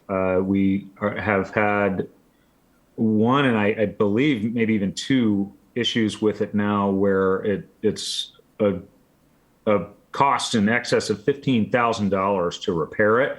So we've reached that point in that vehicle's life where it's costing us more than it's worth to keep it, and it's time to consider a new one. All right. Thank you, Chief. That's all the questions I had on the police department. I know that we put off, I think we know we put off replacing the roof bladder, or whatever that thing's called, to keep it from leaking. I'm kind of surprised the fire department has got almost $2 3/4 million in requests. And I mean, it's, engines and rescue squads are not cheap, but I mean, it just seems like they had an awful lot going down, I know they postponed, but Alder Stoyer, wait, do you have more, Alder Galvin? Just that, if this is for Director Grenier, this money for the bridge, is that the Nitschke Bridge? Is that one part that there's supposed to be two parts in there? One's definitely broken. One we're crossing our fingers doesn't break. We're finally going to get that second one up to speed. Yes, what we've done is the $2 million estimate that we had asked for in previous years was based off of a bid for replacement that we had done a couple of years ago. Okay. So what we've done is we brought a consultant in and asked the consultant, can you re-look at how we're looking at this project and reuse as much of the existing stuff that's in that bridge as possible? And we're also looking at approaching the replacement. So we're only going to do one side, then the other side in a subsequent year, rather than doing both sides at once. So we've reduced our ask from 2 million to 1 million to reflect that change in approach. Okay. And just a quick question. How old, do you know offhand, is the Tillman Bridge? Tillman Bridge went into service in 1972, so it was constructed between 1970 and 1972. Okay, and the Nitschke Bridge? Nitschke Bridge opened October 2nd of 1998. Okay, the Bart Starr Bridge? Bart Starr Bridge, I don't know. That's one of the bridges I don't have a full history on. Okay, if we were to ever do it again, would you go with the same design plan and the Nitschke Bridge? Because between the three bridges, I don't know, maybe it's just, is bad luck or what, but that thing seems to be breaking down way more often than the other two put together. We were not involved in selection of the design for that bridge. Because it resides on a connecting highway, that's also Business 141. It's alternate I-43. So because it resides on a connecting highway, and we applied for state funding for that bridge, when we enter into the agreement with Wisconsin Department of Transportation, they actually select a consultant. We turn everything over to the DOT. So it's a city bridge because it resides on a city street, not on a state trunk highway. Right. But we weren't necessarily involved in the design process to that level. Okay, thank you. And I guess just comments on this proposal here. I thought we were doing pretty good the last 2 years, trying to hold down our bonding versus our payoff. This is a real kick in the keister. There's a lot of money. I mean, but if your roof's leaking, how long and how many buckets can you keep putting down underneath the leaking roof before you hurt yourself even more by not doing the necessary work that needs to be done? So I imagine we'll be looking at this a lot harder at council, but I have a hard time nitpicking any of these requests and saying, let's put it off for another year. You put it off for so long and you're going to do more harm than you do good by putting it off. So I'll wait to see what happens at council and what other questions and information is garnered at that time. Thank you. So I just want to ask Director Ellenbecker, are we going to take pieces of this at each meeting, or are we going to try to bring this? When do you want this from? We get a more detailed document than this, don't we? Usually for bonding. I can bring you more information. This was, again, I actually put it on the agenda. It was only for discussion purposes because, For discussion. Got it. Okay. It was such a large document, it's a large request that I wanted to get some more direction. Are you okay with us trying to give you more information on all these items? Do you want more research or more information from certain department heads on certain projects? Do you want to see the financial impact on this big of a dollar amount? Do we want to set a goal and say we're only going to do 12 million, and somehow between all the department heads we have to, for like general levy, do we have to figure out how to get 7 million out of here? I was looking for some direction because I didn't think. I see. Yeah. And I was too. When I looked at this, I was like, whoa, this is so big. We have to decide, are we going to ask the department heads to justify everything here? Or are we going to set a target? I don't think it's realistic to set the target at 8 million. There's just no way. But even if we set it at 15 million, then Director Grenier doing exactly what we asked Director Grenier to do. So, and it's not fair that it all comes out from the other departments. Wow. I guess I'm not used to having such a wide range from what's been asked for to what we can do. Probably because behind the scenes in the past, I think the department heads have narrowed it down more. Isn't that accurate? Department heads just not, if that's accurate. You've narrowed it down more so that what we get is closer to the goal. Or have we always seen everything you've asked for? I think all the doors. Yeah. We have seen, Dave, what did you see? Yeah, go ahead. Alderdorf, I think that, the problem has been is that we've all been deferring the things over the last 5 years that, we've always chipped away at things that have, because we were trying to get to the number, 8.5 million or whatever the number happened to be. Yeah.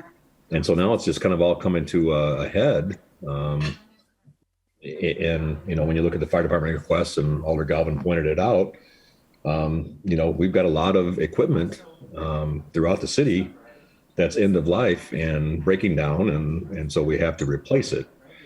The thing is, when we replace ambulances, for instance, we've got 6 that are front line and we've got 3 more that are in reserve, because those 3 reserves go into action every game day, every marathon, every special event. I mean, those things are getting used. So it's not like we have just 6 ambulances. We actually have 9. And so the 3 that are 8, 9, 10, 11 years old are really, really, really in bad shape. And you wouldn't want to put your dog in the back of them, basically.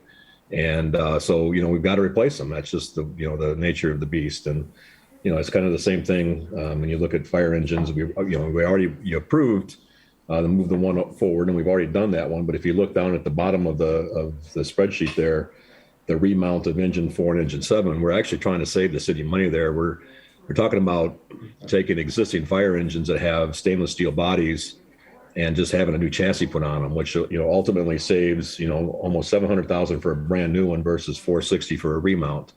And we can do that with these 2 particular ones because they have stainless bodies.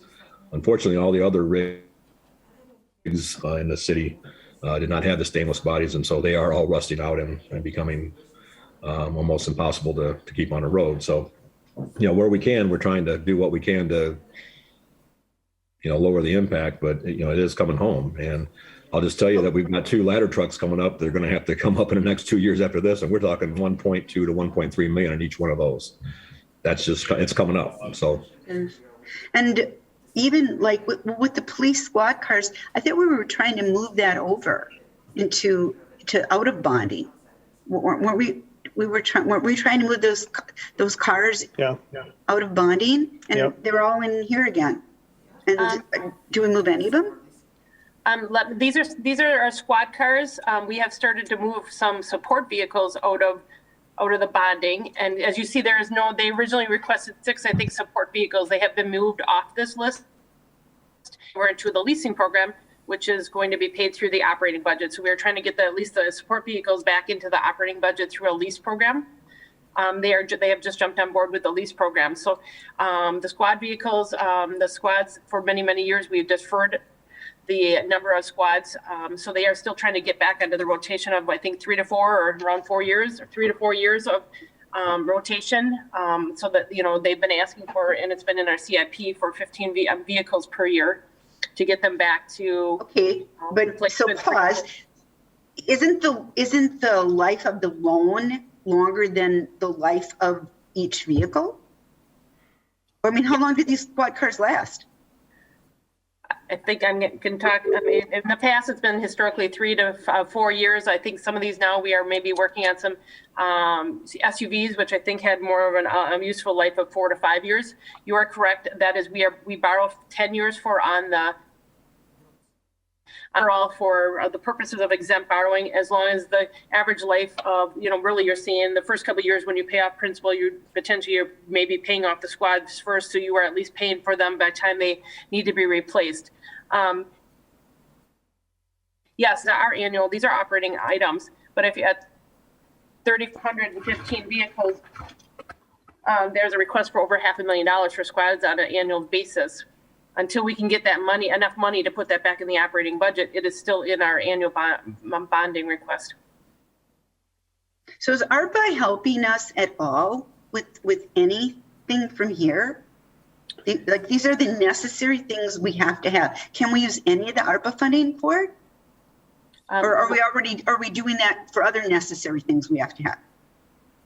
I can tell you at this point, we have used $655,000 worth of ARPA dollars, the items that were put in our 2022 bonding, which was the one-time equipment that we have already now used $655,000 of ARPA. Could other ARPA dollars be used toward this? Yes, but part of it is, you know, that request then would have to come through to the committee, just like the request came through just before, and we would have to get approvals. It could be, they could be rediverted and say, use ARPA money for these items. We want you to go ahead and move forward with them, but we don't want you to bond for them. You could use ARPA fund for them. And I'm not suggesting we ever do what we did in the past, where we take funds and it, you know, I would only suggest it be one-time use things. Like, for example, $1 million bridge, fixing that you don't have to fix every year. You have to buy a car every year, but you don't fix a bridge every year. Is there any potential to divert some of the 25 million to a one-time item like that? Or isn't that even allowed under ARPA? It is going to be allowed. Again, the 23 million that we have was already allocated to the categories as laid out in that resolution that you saw in the previous item. Yeah. And there's about that $10 million bucket of lost revenue that can be used for these type of items. Otherwise, none of these other items would qualify. So any kind of equipment and street construction, none of this qualify for ARPA unless you're using your lost revenue. Again, that's a $10 million bucket that so far has not necessarily been allocated, other than I think to date we've spent the $655,000 out of that lost revenue bucket. So there are some dollars that could be used for these. That is a much wider scope of what it can be used for. It's not replacing a long-term operating item. As long as you can prove it's a one-time item and it's not, it cannot replace an operating item, a budgeted operating item. So we could replace. I'm trying to get creative here because I don't know that we can do the whole 19 million. But is there another way we can fund some of that 19 million? So, yeah, Alder Galvin. Director Ellenbecker, if I remember correctly, the PD has been short 10 to 11 officers for an entire year. I'm thinking in wages and benefits, we're looking at $1 million, a little over $1 million. Where is that money? That is operating dollars that they are favorable on the operating side, offset by overtime. That if and when there is favorability in their budget, that would fall to the bottom line in the general fund. Because we budget for overtime, and I understand if there's short officers, they could be You know, I mean, obviously they may go over that budget, but my understanding is it's not road officers that have been shorted. It's officers such as community police officers that have been depleted, some other detectives, there were 4 of those that they're short. So, you know, we're not looking at overtime on the road per se, because you don't have to have X amount of community police officers. You don't have to have X amount of detectives on. I understand if you have cases like 80 shootings, you're calling the detectives out quite a bit, and that could be costing you too. But everything I've understood in the past is that even with overtime, because you're short staffed, it certainly doesn't surpass the $1 million or so in wages and benefits that aren't being used because we don't have the officers to fill those positions. So could that money be used to offset bonding for some of the squad cars or some of the other equipment?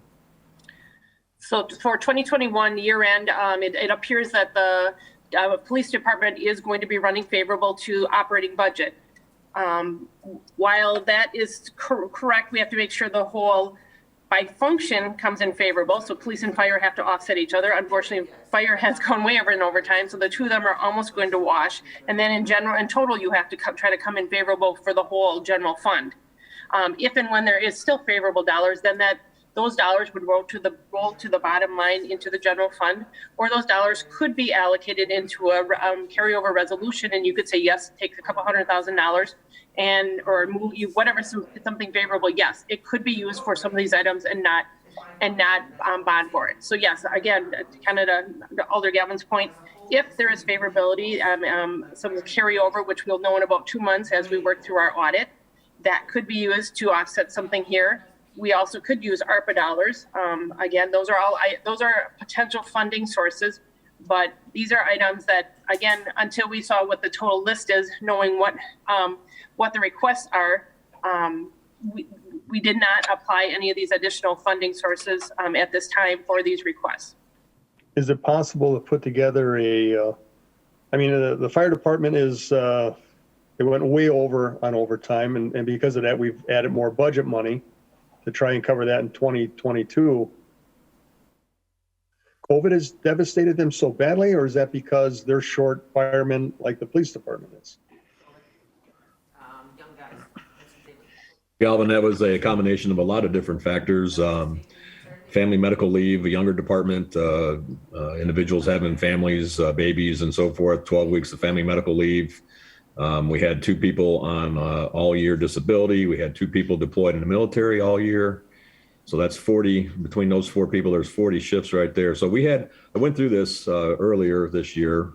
You did. We were somewhere around 31 or 32,000 hours of overtime. I broke it down by category. I subjected it to the provisions in the labor agreement that cost the money.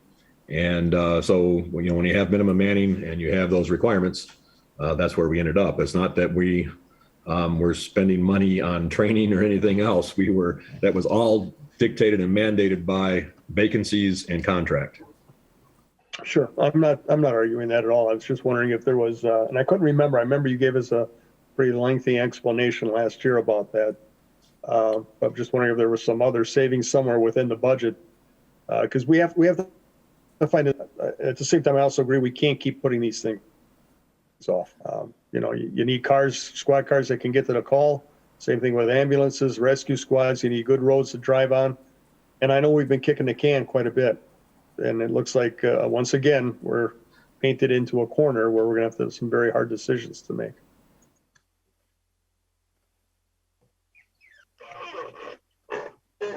Alders, what are your wishes at this time? Oh, sorry, Alders, sorry, go ahead. Thank you, Chair. I guess the question I had is that, we spent a long time trying to figure out, let's get the capital improvement program going, a 5-year program, which I'm very happy about. At first blush, looking at this request for bonding, it seems quite high. But, I do understand, where police and fire are coming from. They've explained it to us. But I'm just wondering, do we, as on council, maybe have to look at this capital improvement program over a 5-year period and look at how this particular request falls into those 5 years. I know that we've seen a couple of departments that have put off things for 2 years in the capital improvement program, and then they ask for more in the third year, fourth, or fifth year. Is there something that we can do to look at that overall capital improvement program and see how we might be able to split some of this, stretch it out, whatever you want to call? But I think at first blush, this seems very high. That's just a question. And also another question, I know enterprise, we had the car situation. I know that those are mostly staff vehicles. I suppose none of that could be used for police or fire, but you know, that was something that seemed to be a real good move on the city's part too. So I'll just throw that out for general discussion. Just a comment that I wanted to make. Thank you, Diana. Yep, I would like to respond to those two questions or comments that Alder Stroyer made. Yes, the capital improvement plan book, yeah, as you remember, you guys didn't have it, 700 pages that we pulled together last year. It was a 5-year plan. We have not, all of our department heads have, and their teams have already updated it again. We just did not pull the whole funding source together part of that book yet, because again, there's so many unknowns. And before that was going to happen, it was going to slow down our process. So I will tell you that almost 99% of the information that's on the request that's in front of you was in the department, was in the last year's CIP, with the exception of Director Grenier. He has increased his role. It's been voted on in the last year, approved in the last year. Otherwise, everything that you're seeing in front of you on this request was in the CIP last year in the 2022 column. We haven't really tweaked things, changed things, other than some additions from the Department of Public Works with more roads. So it was in this 2022 CIP. We can continue to pull the full CIP together. Again, there's too many questionable funding sources and why we just didn't have time to pull that whole book together. So that really was there. And again, as we move forward and you can give me more direction on how much more additional information you want, we can bring you more information. And then your second point on the leasing, we have looked at the leasing for squad cars, and the vendor that we use for leasing, very few municipalities do any kind of leasing on squad cars. At this point, that vendor didn't strongly recommend doing squad cars in their lease program. Again, we could certainly explore if there's another vendor out there, but because of the short-lived, high miles, the number of hours used in a vehicle, I think in 3 to 4 years, that was not recommended to be a lease vehicle. We also, on the fire side, we also went and our current vendor for leasing doesn't really entertain the fire large pieces of equipment. And then we did reach out and work and got a quote from a vendor for the fire equipment leasing. And that seemed very expensive. We, at that point, after some analysis, we did not even bring that to Finance Committee, because at the time it didn't seem like it was going to pan out for our needs. The dollar amounts in those first couple of years for leasing was so incredibly expensive. That program we didn't bring to you. So we have evaluated both the squad and some fire equipment in leasing program. At this point, we didn't think it was worth, we didn't bring it to you yet because we didn't think it was a good spend of money and time and effort at that point. So I just wanted to kind of tackle those two items that Stroyer had asked about. Well, that helps answer it for me. So as much, and now I think Director Grenier might want to chime in on that too. I went to call on him. Director Grenier. I'm good. Things I just wanted to put clarity on was something that Director Ellenbecker made a comment on. The projects you see in our 2022 capital improvement program are in last year's CIP. We may have updated costs, so there may be some increase in cost because we've updated our costs based on recent construction costs. The other thing that we're seeing, Director Ellenbecker made a comment about this earlier, and I don't think it really registered. When we went into the 2021 borrowing, we scrubbed every construction account that was there. If there was an invoice, or if there was a purchase order that the contract was done and we were still holding $3,000 in reserve against that purchase order, we closed the purchase order and put that money back in the fund and made it available. Okay? We did all of that scrubbing last year, and we were able to find some money last year. Mhm. So the increase in program size, we didn't feel the impact of it last year. But on $14 million worth of pavement work, I'm only carrying forward $1.5 million from last year. Okay, we've had more carryover or a lesser net cost in the past because as we started closing these projects, okay, that's money that had been set aside.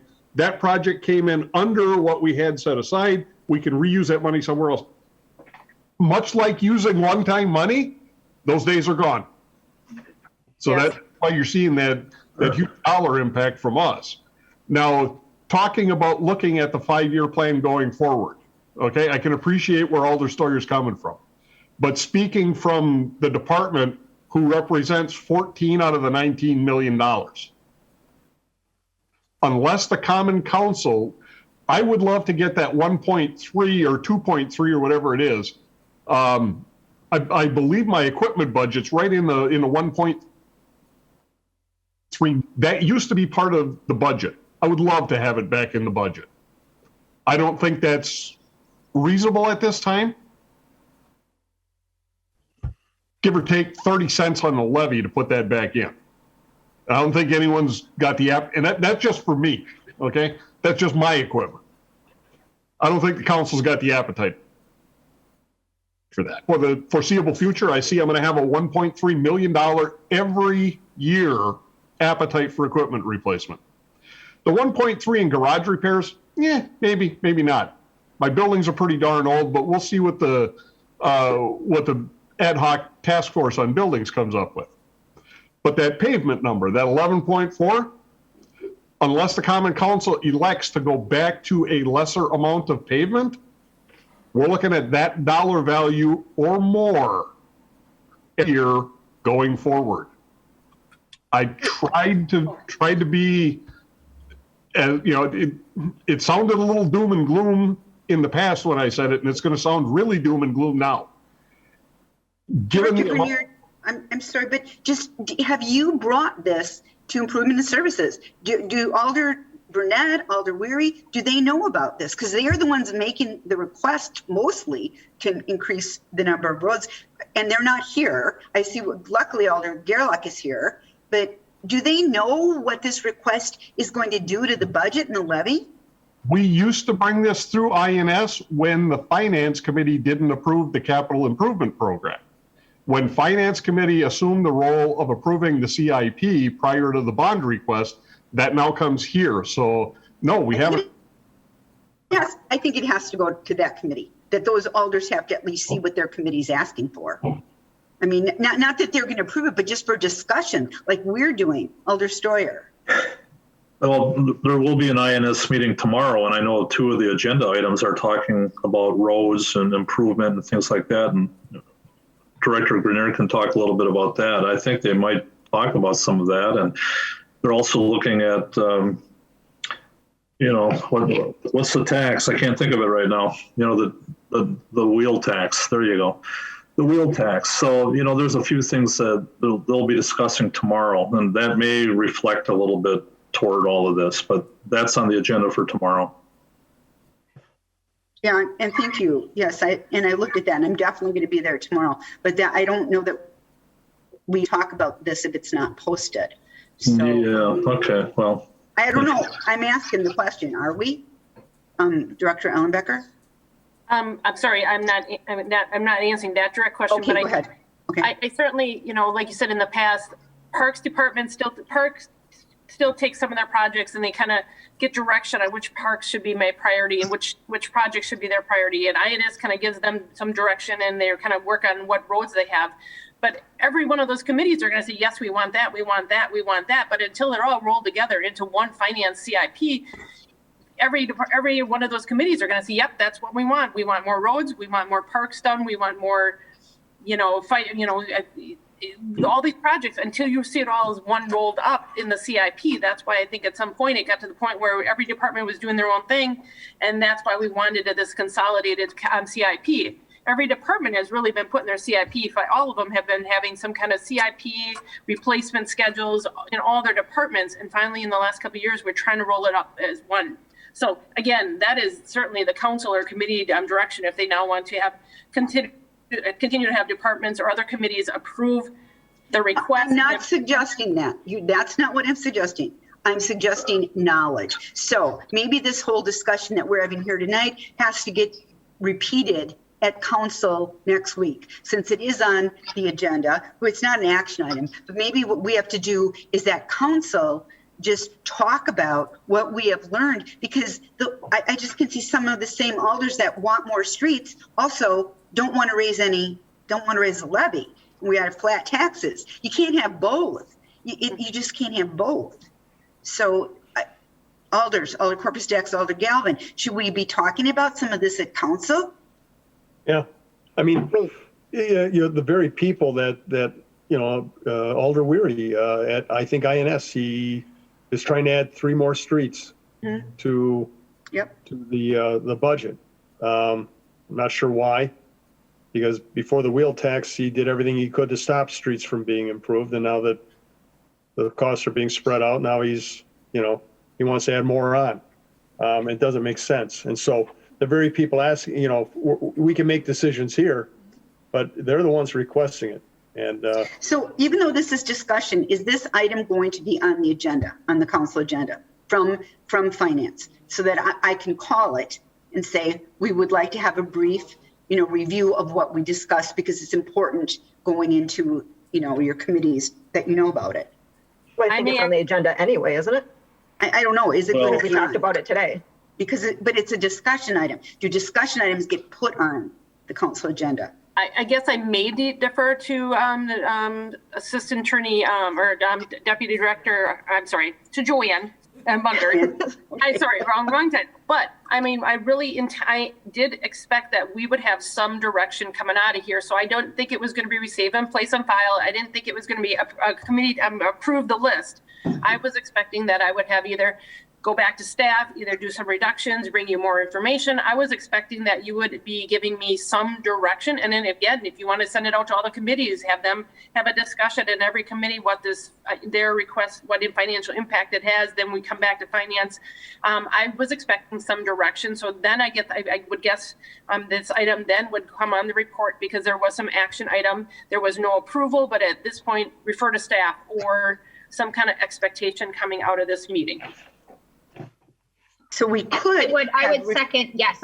Essentially what Director Ellenbecker said was true. Essentially, if the committee either refers to staff or it could be a combination action where it can be refer to staff or bringing forth additional information and to refer to specific committees for their further discussion and action. As long as there's some sort of action being taken on the item, it will appear on the report for council. And then obviously it has the ability to be pulled by any of the alders for further discussion on the council floor. So if we had some kind of Alder Corpus Dax, go ahead. So I guess I would make the recommendation that we refer to staff for further reductions where possible, but also have each department head take this to their committee and have that discussion with their committee about what are we looking at when it comes to the dollar amount. I definitely want this pulled that we discuss this at council next week, because I obviously don't like the amount. I mean, this is, an incredible amount, but I think this is a good example of this is what happens when you keep asking for more and you keep expecting you keep having departments push off their projects. So as part of the motion, could we make part of the motion be that refer to staff to be prepared to explain some of this at council, just like we're doing tonight, answer questions? Can we ask staff, you guys will probably be there anyway, right? At the council meeting, the director. And so that there'd be an expectation that this is going to be an item that is there's going to be some time spent on this item at council on the 1st. Bring your snacks. Yeah, absolutely. I mean, if we can get information, how long has the city been putting off the repairs to the Nitschke Bridge? Right. How long have we been putting off fire equipment or roof repairs, some of these building repairs, these structural things that need to be done? And, it's even for parks. I mean, how long have they been waiting to put in that ball diamond? And if you want more roads, where are we going to get the money to pay for more roads? How realistic is that? And is that something, if we can't see going up to 19 million, then maybe we have to reduce our expectations, because a lot of this other stuff has just been put off year to year. The new part is getting additional roads. So I think we just have to have that discussion. Yes, Alder Schreier. I think another point that Director Grenier brought it up too is that cost of materials going up year after year. It'd be nice to have some kind of indicator about that as well. Kind of tie that in so that it goes up every year. And a lot of times we don't even fully consider that, but that is part of the equation. So it'd be nice to have that as well. That's all. Thank you. So how shall we make this motion? To kind of start a motion. So motion to refer to staff to look at possible reductions. And to present it, and to be ready to discuss at council. Be ready to discuss at council. On February 1st. On February 1st. Do we want to also look at, have the different directors bring these items to their other committees? So do we need to put communications in for that? I mean, or can we just say directors put this on your agendas?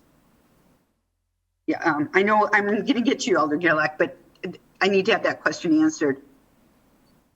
Committees can refer additional communications to other committees for their review and input, so long as it's within the purview of the committee. Okay, so can we refer a discussion on the 2022 draft bonding request?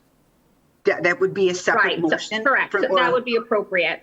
So, the Parks Committee can be discussing expenses with respect to parks. However, they wouldn't be making any approvals of expenditures, because that's completely within the purview of finance, but they can discuss the projects themselves and how they're presented and the costs.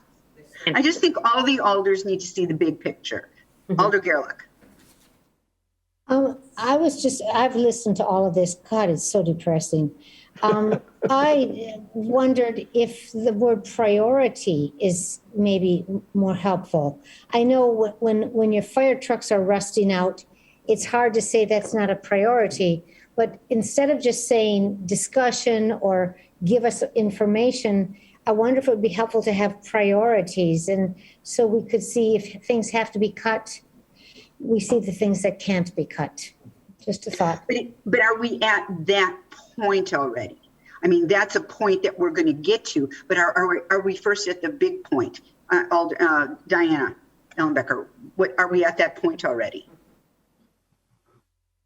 Well, motion is for the staff to make possible reductions. I guess I'm still looking for direction. Are you asking the finance director to make reductions? Are you asking every one of the department heads to make I'm gonna be honest, I don't know if by next Tuesday or the following Tuesday, I'm going to come with any reductions, because every department head is going to say that there's nothing on their list that they're really they really need.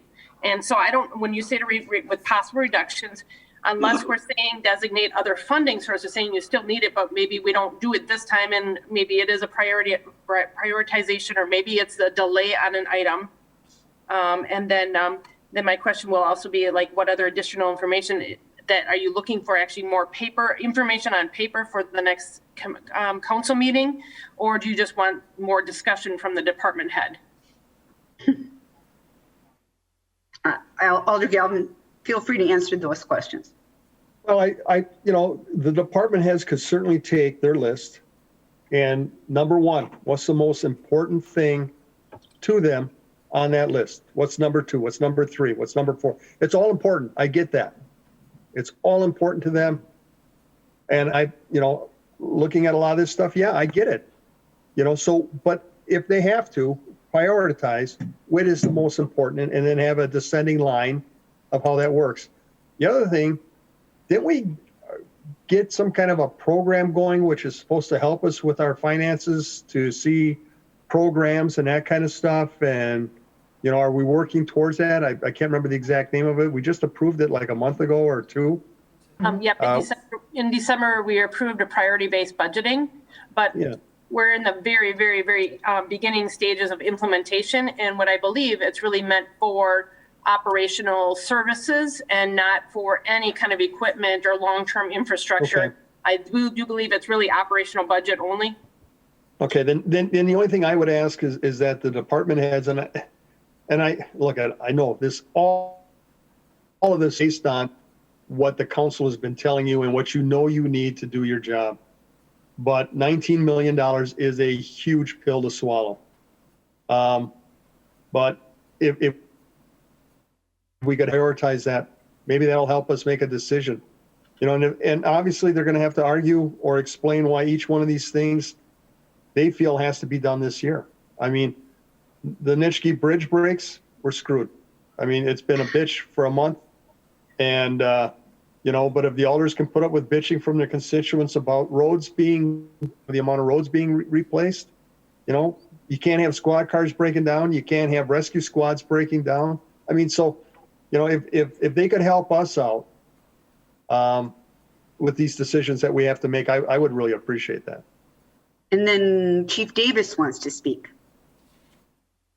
Yeah, to your point in the discussion about prioritization, I'll let the other directors speak for themselves, but we've done that already. And what you're seeing, at least in our request, and again, I won't make assumptions about other departments, but I'll bet we're all in a similar boat, is only the tip of the iceberg. We've already gone through and identified all of our unfunded needs in the police department, and it's about $3.4 million worth. And so, you know, knowing in the direction that we got from the finance office to only pick the most important things, at least in our case, this represents the absolute most critical needs that we have, and by no means all of the unfunded needs we've identified. Thank you. That's good information. And with Director Grenier, we've forced him to put more in there. And the council is forcing him to put, I guess that's the question I would have, Director Grenier, how much of that 14 million is because we're asking you for more roads? Maybe that, you know, if you don't have it tonight, maybe that would be a good thing for us to understand. How much of that is from us asking you to do it? Most of it. Really? Well, that needs to come out at council then, definitely. And then Director Ditchite. Taking a look at the information we provided you already, stuff that's in the packet, okay? Reconstruct streets. Streets we're going to reconstruct. That's about $5.8 million worth of the 11 point. Then we take a look just at the resurfacing program, pavement repairs, which represents concrete panels or asphalt patches around the city where we just have to go out and do a patch. So the asphalt resurfacing program, the local resurfacing program, our pavement repair program, and the sidewalk replacement, and only the sidewalks that are city problems. So ped ramps and tree impact sidewalks. Okay? The asphalt portion of the asphalt resurfacing program is another 2.1, add another $500,000 for curb and gutter repairs and things like that. We're at 3.1, another 400,000. So call it another $3.7 million on top of the. So we're at $3.7 million just to do our annual resurfacing program and our pavement repairs, with another 5.8 on the streets that we're going to reconstruct next year. But all of those aren't extra. You were going to do some of those, but some of it is because council said, we need you to do more streets, right? The program is the same size as it was last year. Okay. I didn't bump the program up from 21 to 22. When we bumped up from 19 to 20, That's the new normal. We're at about 32,000 lineal feet of street like we were last year. It's just the costs keep going up. And we bumped up to the 32,000 lineal feet, but that was because council asked you to bump up to that. What did you do prior to that? How many feet? I'd have to go back and take a look at what the memo says. In 19,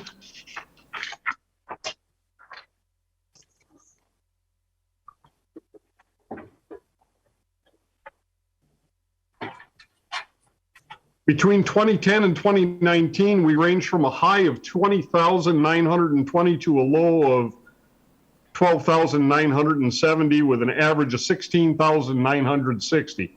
So we're up quite a bit over that 10-year average. That's going to be an important question to answer at council on Tuesday. So we've asked you to go way up. Now the costs have gone way up. Now part of this is going to impact the levy, and the other departments are giving us their priorities, their highest, priorities already. So maybe that's a place that we can take things away from. I don't know. It's really up to the whole council. Mr. Ditchite had his hand up before. Yes, I just want to reiterate what Chief Davis said when he spoke. On the park end of things, if you compare our capital improvement plan from last year to what our request is today, we've considerably cut it already. So we're asking for less than half what was shown in our plan last year for what we really need to do in the parks. So I think we can continue to prioritize what's left on our list, and then you can look at each department as a whole to determine how much you want to divvy up to each department. But we've already made some substantial cuts to this list, and I just wanted to reiterate that from the parks perspective, we've already done that, and I want you to be aware of that. Thank you. I think that's important. Alder Corpus Dax. Just to piggyback on that, so all these departments have already made their cuts. They're already pushing off other items the next year to 2023, 2024. We're just going to keep having the same issue. We are. Because we're going to be asking them to cut more. Right. So I think that needs to be, understood. Like, this isn't going to go away. And it is going to go partially away if we do fewer streets, but roads are a big deal. So, something council has to understand, though, that if we're going to insist on doing the amount of lineal feet that we've been told we're trying to do, then it's going to cost this much more. I mean, it sounds like we could save. Well, if the average was 16,000, and now aren't you saying it's like? Did you say 32? 32.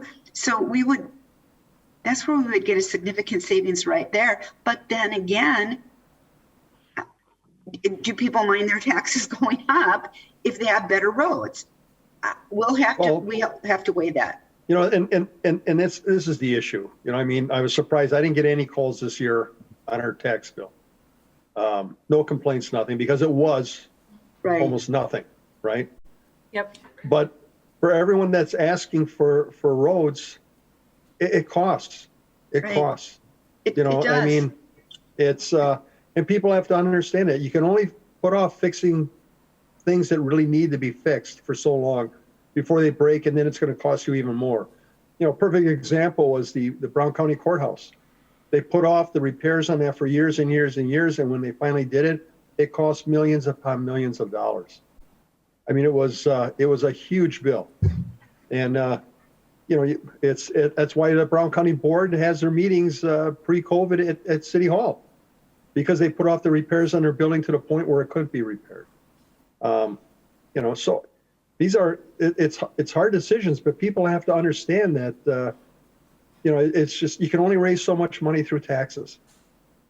And we're going to have to re-explain, and we should do this every single year, what the wheel tax money was meant for. And it was meant for the special assessments that the homeowners would pay. It was meant to cover that. It wasn't necessarily going to be able to cover 16,000 more lineal feet. There's not enough money there. It was meant so that you as a homeowner didn't get hit with a huge bill, that we spread it out over everyone. And I think that's an important thing to put, to talk about on the agenda too, is to explain to the public again what that wheel tax really does. Because you just hear that on social media or around. What is the wheel tax? They're using it for exactly what it's for, but it doesn't cover everything. Again, you know what, we can make some decisions, but in the end, council is going to have to make the whole decision. And I think it would be good for us to bring it to council. Diana.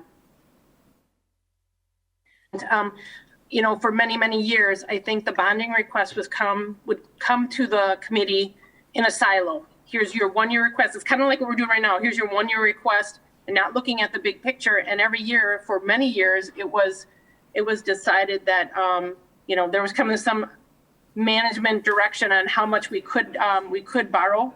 And so by the time you guys got it, there was a certain dollar. It wasn't more than maybe what we were paying off. So there was a lot of deferral going on, and you saw 1 year worth of borrowing in a silo.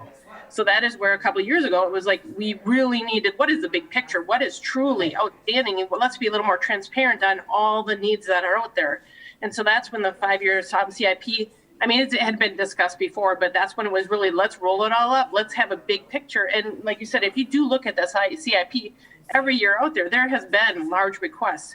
And I would agree, every one of the departments have actually, if you look at the list, what they had in 2022 column, they submitted something less than that for their priority list. Now, you know, every one of them had something less than, like the items, they've taken some things off the list and have already deferred.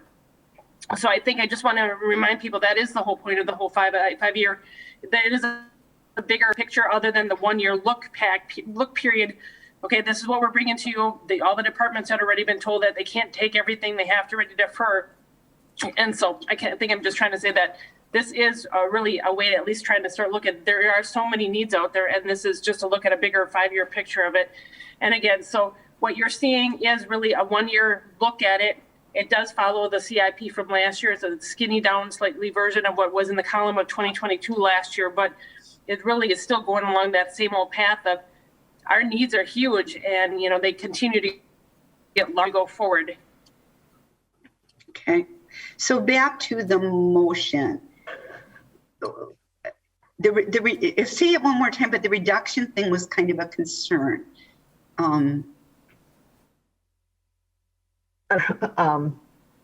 We're referring to did you write staff. something down? We would definitely like the directors to bring these to their committees for committees, right? Input as far as So that they understand the big picture, right?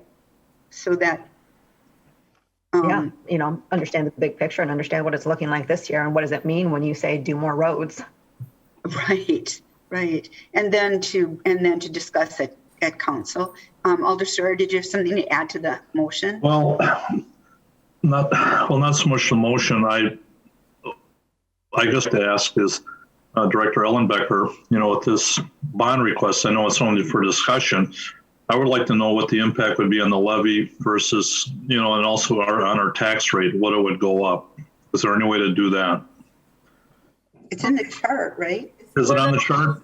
That was on that chart I put together for earlier, and I apologize. I mean, we first met with Ellers today, so that chart I could easily email that chart out. Yeah, that'd be good. It was kind of a busy chart. I think it would have been tough to send it out and have someone understand what was on that chart, but I can certainly send it out. And we got that information today. We were certainly they can run any kind of scenarios we want. But yes, that did show what the impact it would be on the levy. If we stayed at the 19.5 million for the next 5 years, the levy would go up $200,000 every single year. We're at 10.9. It'd be about, in 5 years, we'd be really at 11.9 for the debt service. That's a huge increase on the mill rate. You know, and then there were some scenarios, and then it also tells you what that impact would be on a average home of $150,000. No, I think we all need that. We all need that. Yeah, I think we can include that in the packet for council. Include that in the packet. All right, thank you. So who took notes on the motion then? You got that, Diana? Not exactly. Has the Alder Corpus Dax, have you removed the staff, a possible reduction, or do you want that in there? Motion to refer to staff for possible reductions, comma? I think she removed that. I think she removed that, right? Yeah, I'd remove that. I mean, do we talk about possible funding sources? Is that even on? Well, I think we do when we possible? get down to really voting on it. This is more of a discussion of, here, you guys, we just want direction. You know, we're not making decisions at the council meeting. What we want is what Diana wanted from us tonight, I want from all the city council to say, you want, guys, what should we be aiming for? 19, 15, 12? So I don't think we have to go to the specific reductions yet. I think we need the overall direction. Does that make sense or not? Maybe not, huh? I don't know. That would be my question to Diane. I would refer to Diane. You know, again, for that. Again, that we could reduce the bonding if we found other funding sources. So a part of it is like, like you said, as council, do you believe that these are absolutely needed this year? Then the court discussion is this 19.5. Do we just bond for it, move forward, and then use those other funding sources for future borrowing and future needs?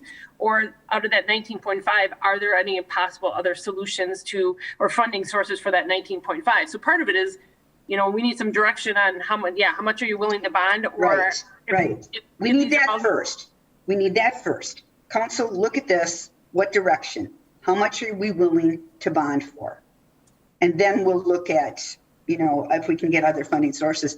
But if the will of council seems to be 12 million, whoa, well, then we're really going to be stuck here. Yeah. But, so the motion is still a little, I have several different ideas here. I have a motion to refer to staff to discuss at council. You had comments that the department heads should also prioritize their own items.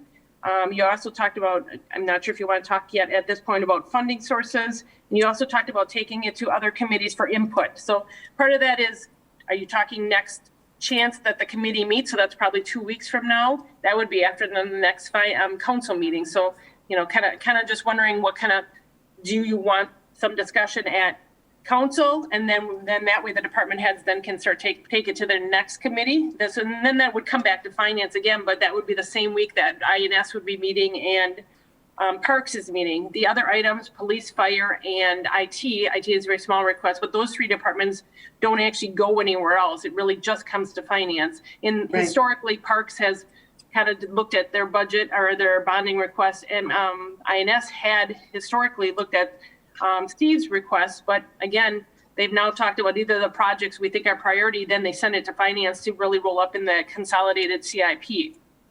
So it's fine that we'll vote on that. It's fine that we'll decide in the end. Finance will decide, but the other alders in these committees need to understand what they're asking for.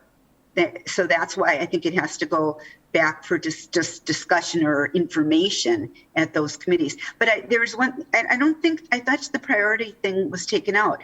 These already are the priorities. Okay. We already have the priorities, right? Alder Corpus Jacks. I mean, we may have to cut the priorities. These already are the priorities. That's what they're telling us. So, and so until we decide how much we can spend, they won't know what. It still may have to be cuts, but these are the priorities. Chief Linton had his hand up. Oh, who did? Chief Linton? Okay, sorry. I just want to remind the board members, and this is not anything to do with advancing anything tonight, but so we know it's not going anywhere. But keep in mind that as we talked before on equipment, especially specialty equipment, stuff that you're looking at in the police and fire departments. We used to have a lead time of 9 months. We could get an ambulance 8 months, get a fire engine in 10 months. Now we're talking anywhere 12 to 18, and they're talking longer towards the 18-month period now. So, the reason that we kind of, like at least I was pushing for the bonding to get on the front burner, so to speak, was because of these long lead times and because of the condition of the fleet. So.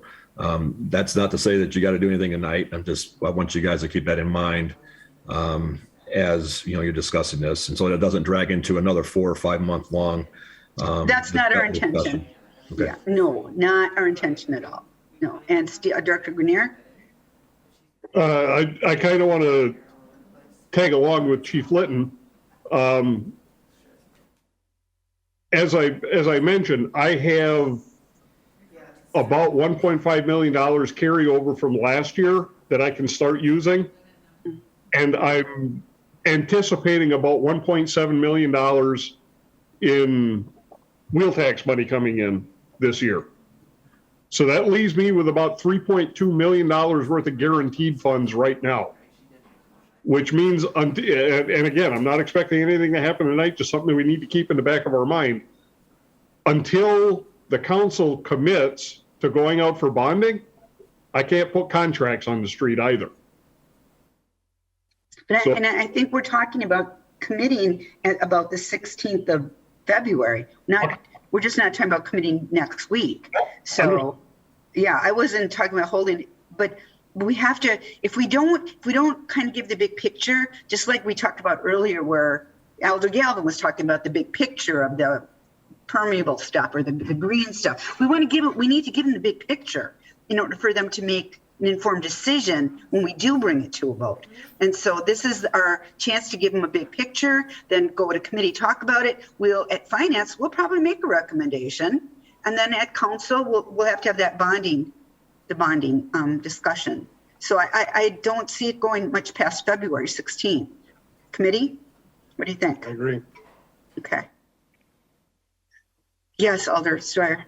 Just one more point. Council is on February 16th, and if we let each of the committees kind of look at it, the standing committees that would be involved in this type of issue with the budget, with the bonding, I should say, I think that would be more than enough time to vet it. So that's kind of the way I'm feeling. Thank you. All right, let's read back the motion so we can get a vote here. I don't think we have one yet. I know, so we need to pare this down. So you're taking out the priority thing. So what do you got left? Our staff I guess it's really to discuss at council, what you're asking the staff to bring back more information on their items to council. That's not it. Okay. We're not really asking for more information. What we're trying to do is go to council and say, here is the big picture, city council. What do you want us to aim for, right? I don't want them feeling like they need to defend every fire truck or police car. That's at the bonding meeting. Right. That's not now, but it's bigger than that. Just to have them available questions that we didn't think of tonight, or even ones we did already ask that we want answered at the whole council. So it's not like I want them to put all this prep. They already know their priorities. They got the amounts that they need to spend. They've worked on the 5-year CIP. I think they're pretty set with what they need. It's going to be, what direction do you want to give to finance here, city council? A suggestion would be to potentially just refer this item to council for council's discussion and decision without really a recommendation or action from the committee, and specifying what the committee is referring to council to actually accomplish. Okay. Versus referring to staff. Because if the item isn't really being referred to staff for staff to bring back additional information or explanation or reductions or priorities, because that already has been done in preparation of this document, and ultimately we're looking for council to take a decision as to what threshold staff should be working towards, then it really should just be referred to council with no recommendation from But we do have the one recommendation, which is that we want the committees to discuss it. Correct. Okay. Right. Yeah. So and then we add on that part you just said, refer to council with what? So a motion to refer to council for council's review and determination on the threshold limits for the bonding requests. Yeah. So moved. Yep. Second. On the fly. And we still have the part about referring it to the committees in there, right, Diana? Yes. I want to get the nod from Director Ellenbecker. That can be added, yes. To what Joanne had just mentioned, yes. Okay. All right. So motion's been made and seconded. Is there any more discussion? All those in favor say aye. All right. Aye. Opposed, nay. Motion carries. Great discussion. Great discussion, people. I'm sorry it's a long meeting, even without Brian. Oh, can you imagine? I wish he would have been here to hear all of this. I did text him a little while ago saying, I wish you could come. All right, so we're up to informational contingency account is 104,650 from 2021, and then 2022 contingency account is at 200,000. Anything else, Director Ellenbecker, that you want to say? Not at this time, thank you. Okay, and then the next finance meeting will be Tuesday, February 8th at 4:30 p.m. Anything else? If not, I'll entertain a motion to adjourn. Motion to adjourn. Motion to adjourn. Motion Second. to adjourn by Elder Krupstek, second by Elder Galvin. All those in favor say aye. Aye. Aye. Opposed, nay. See you later. We're adjourned. Thanks.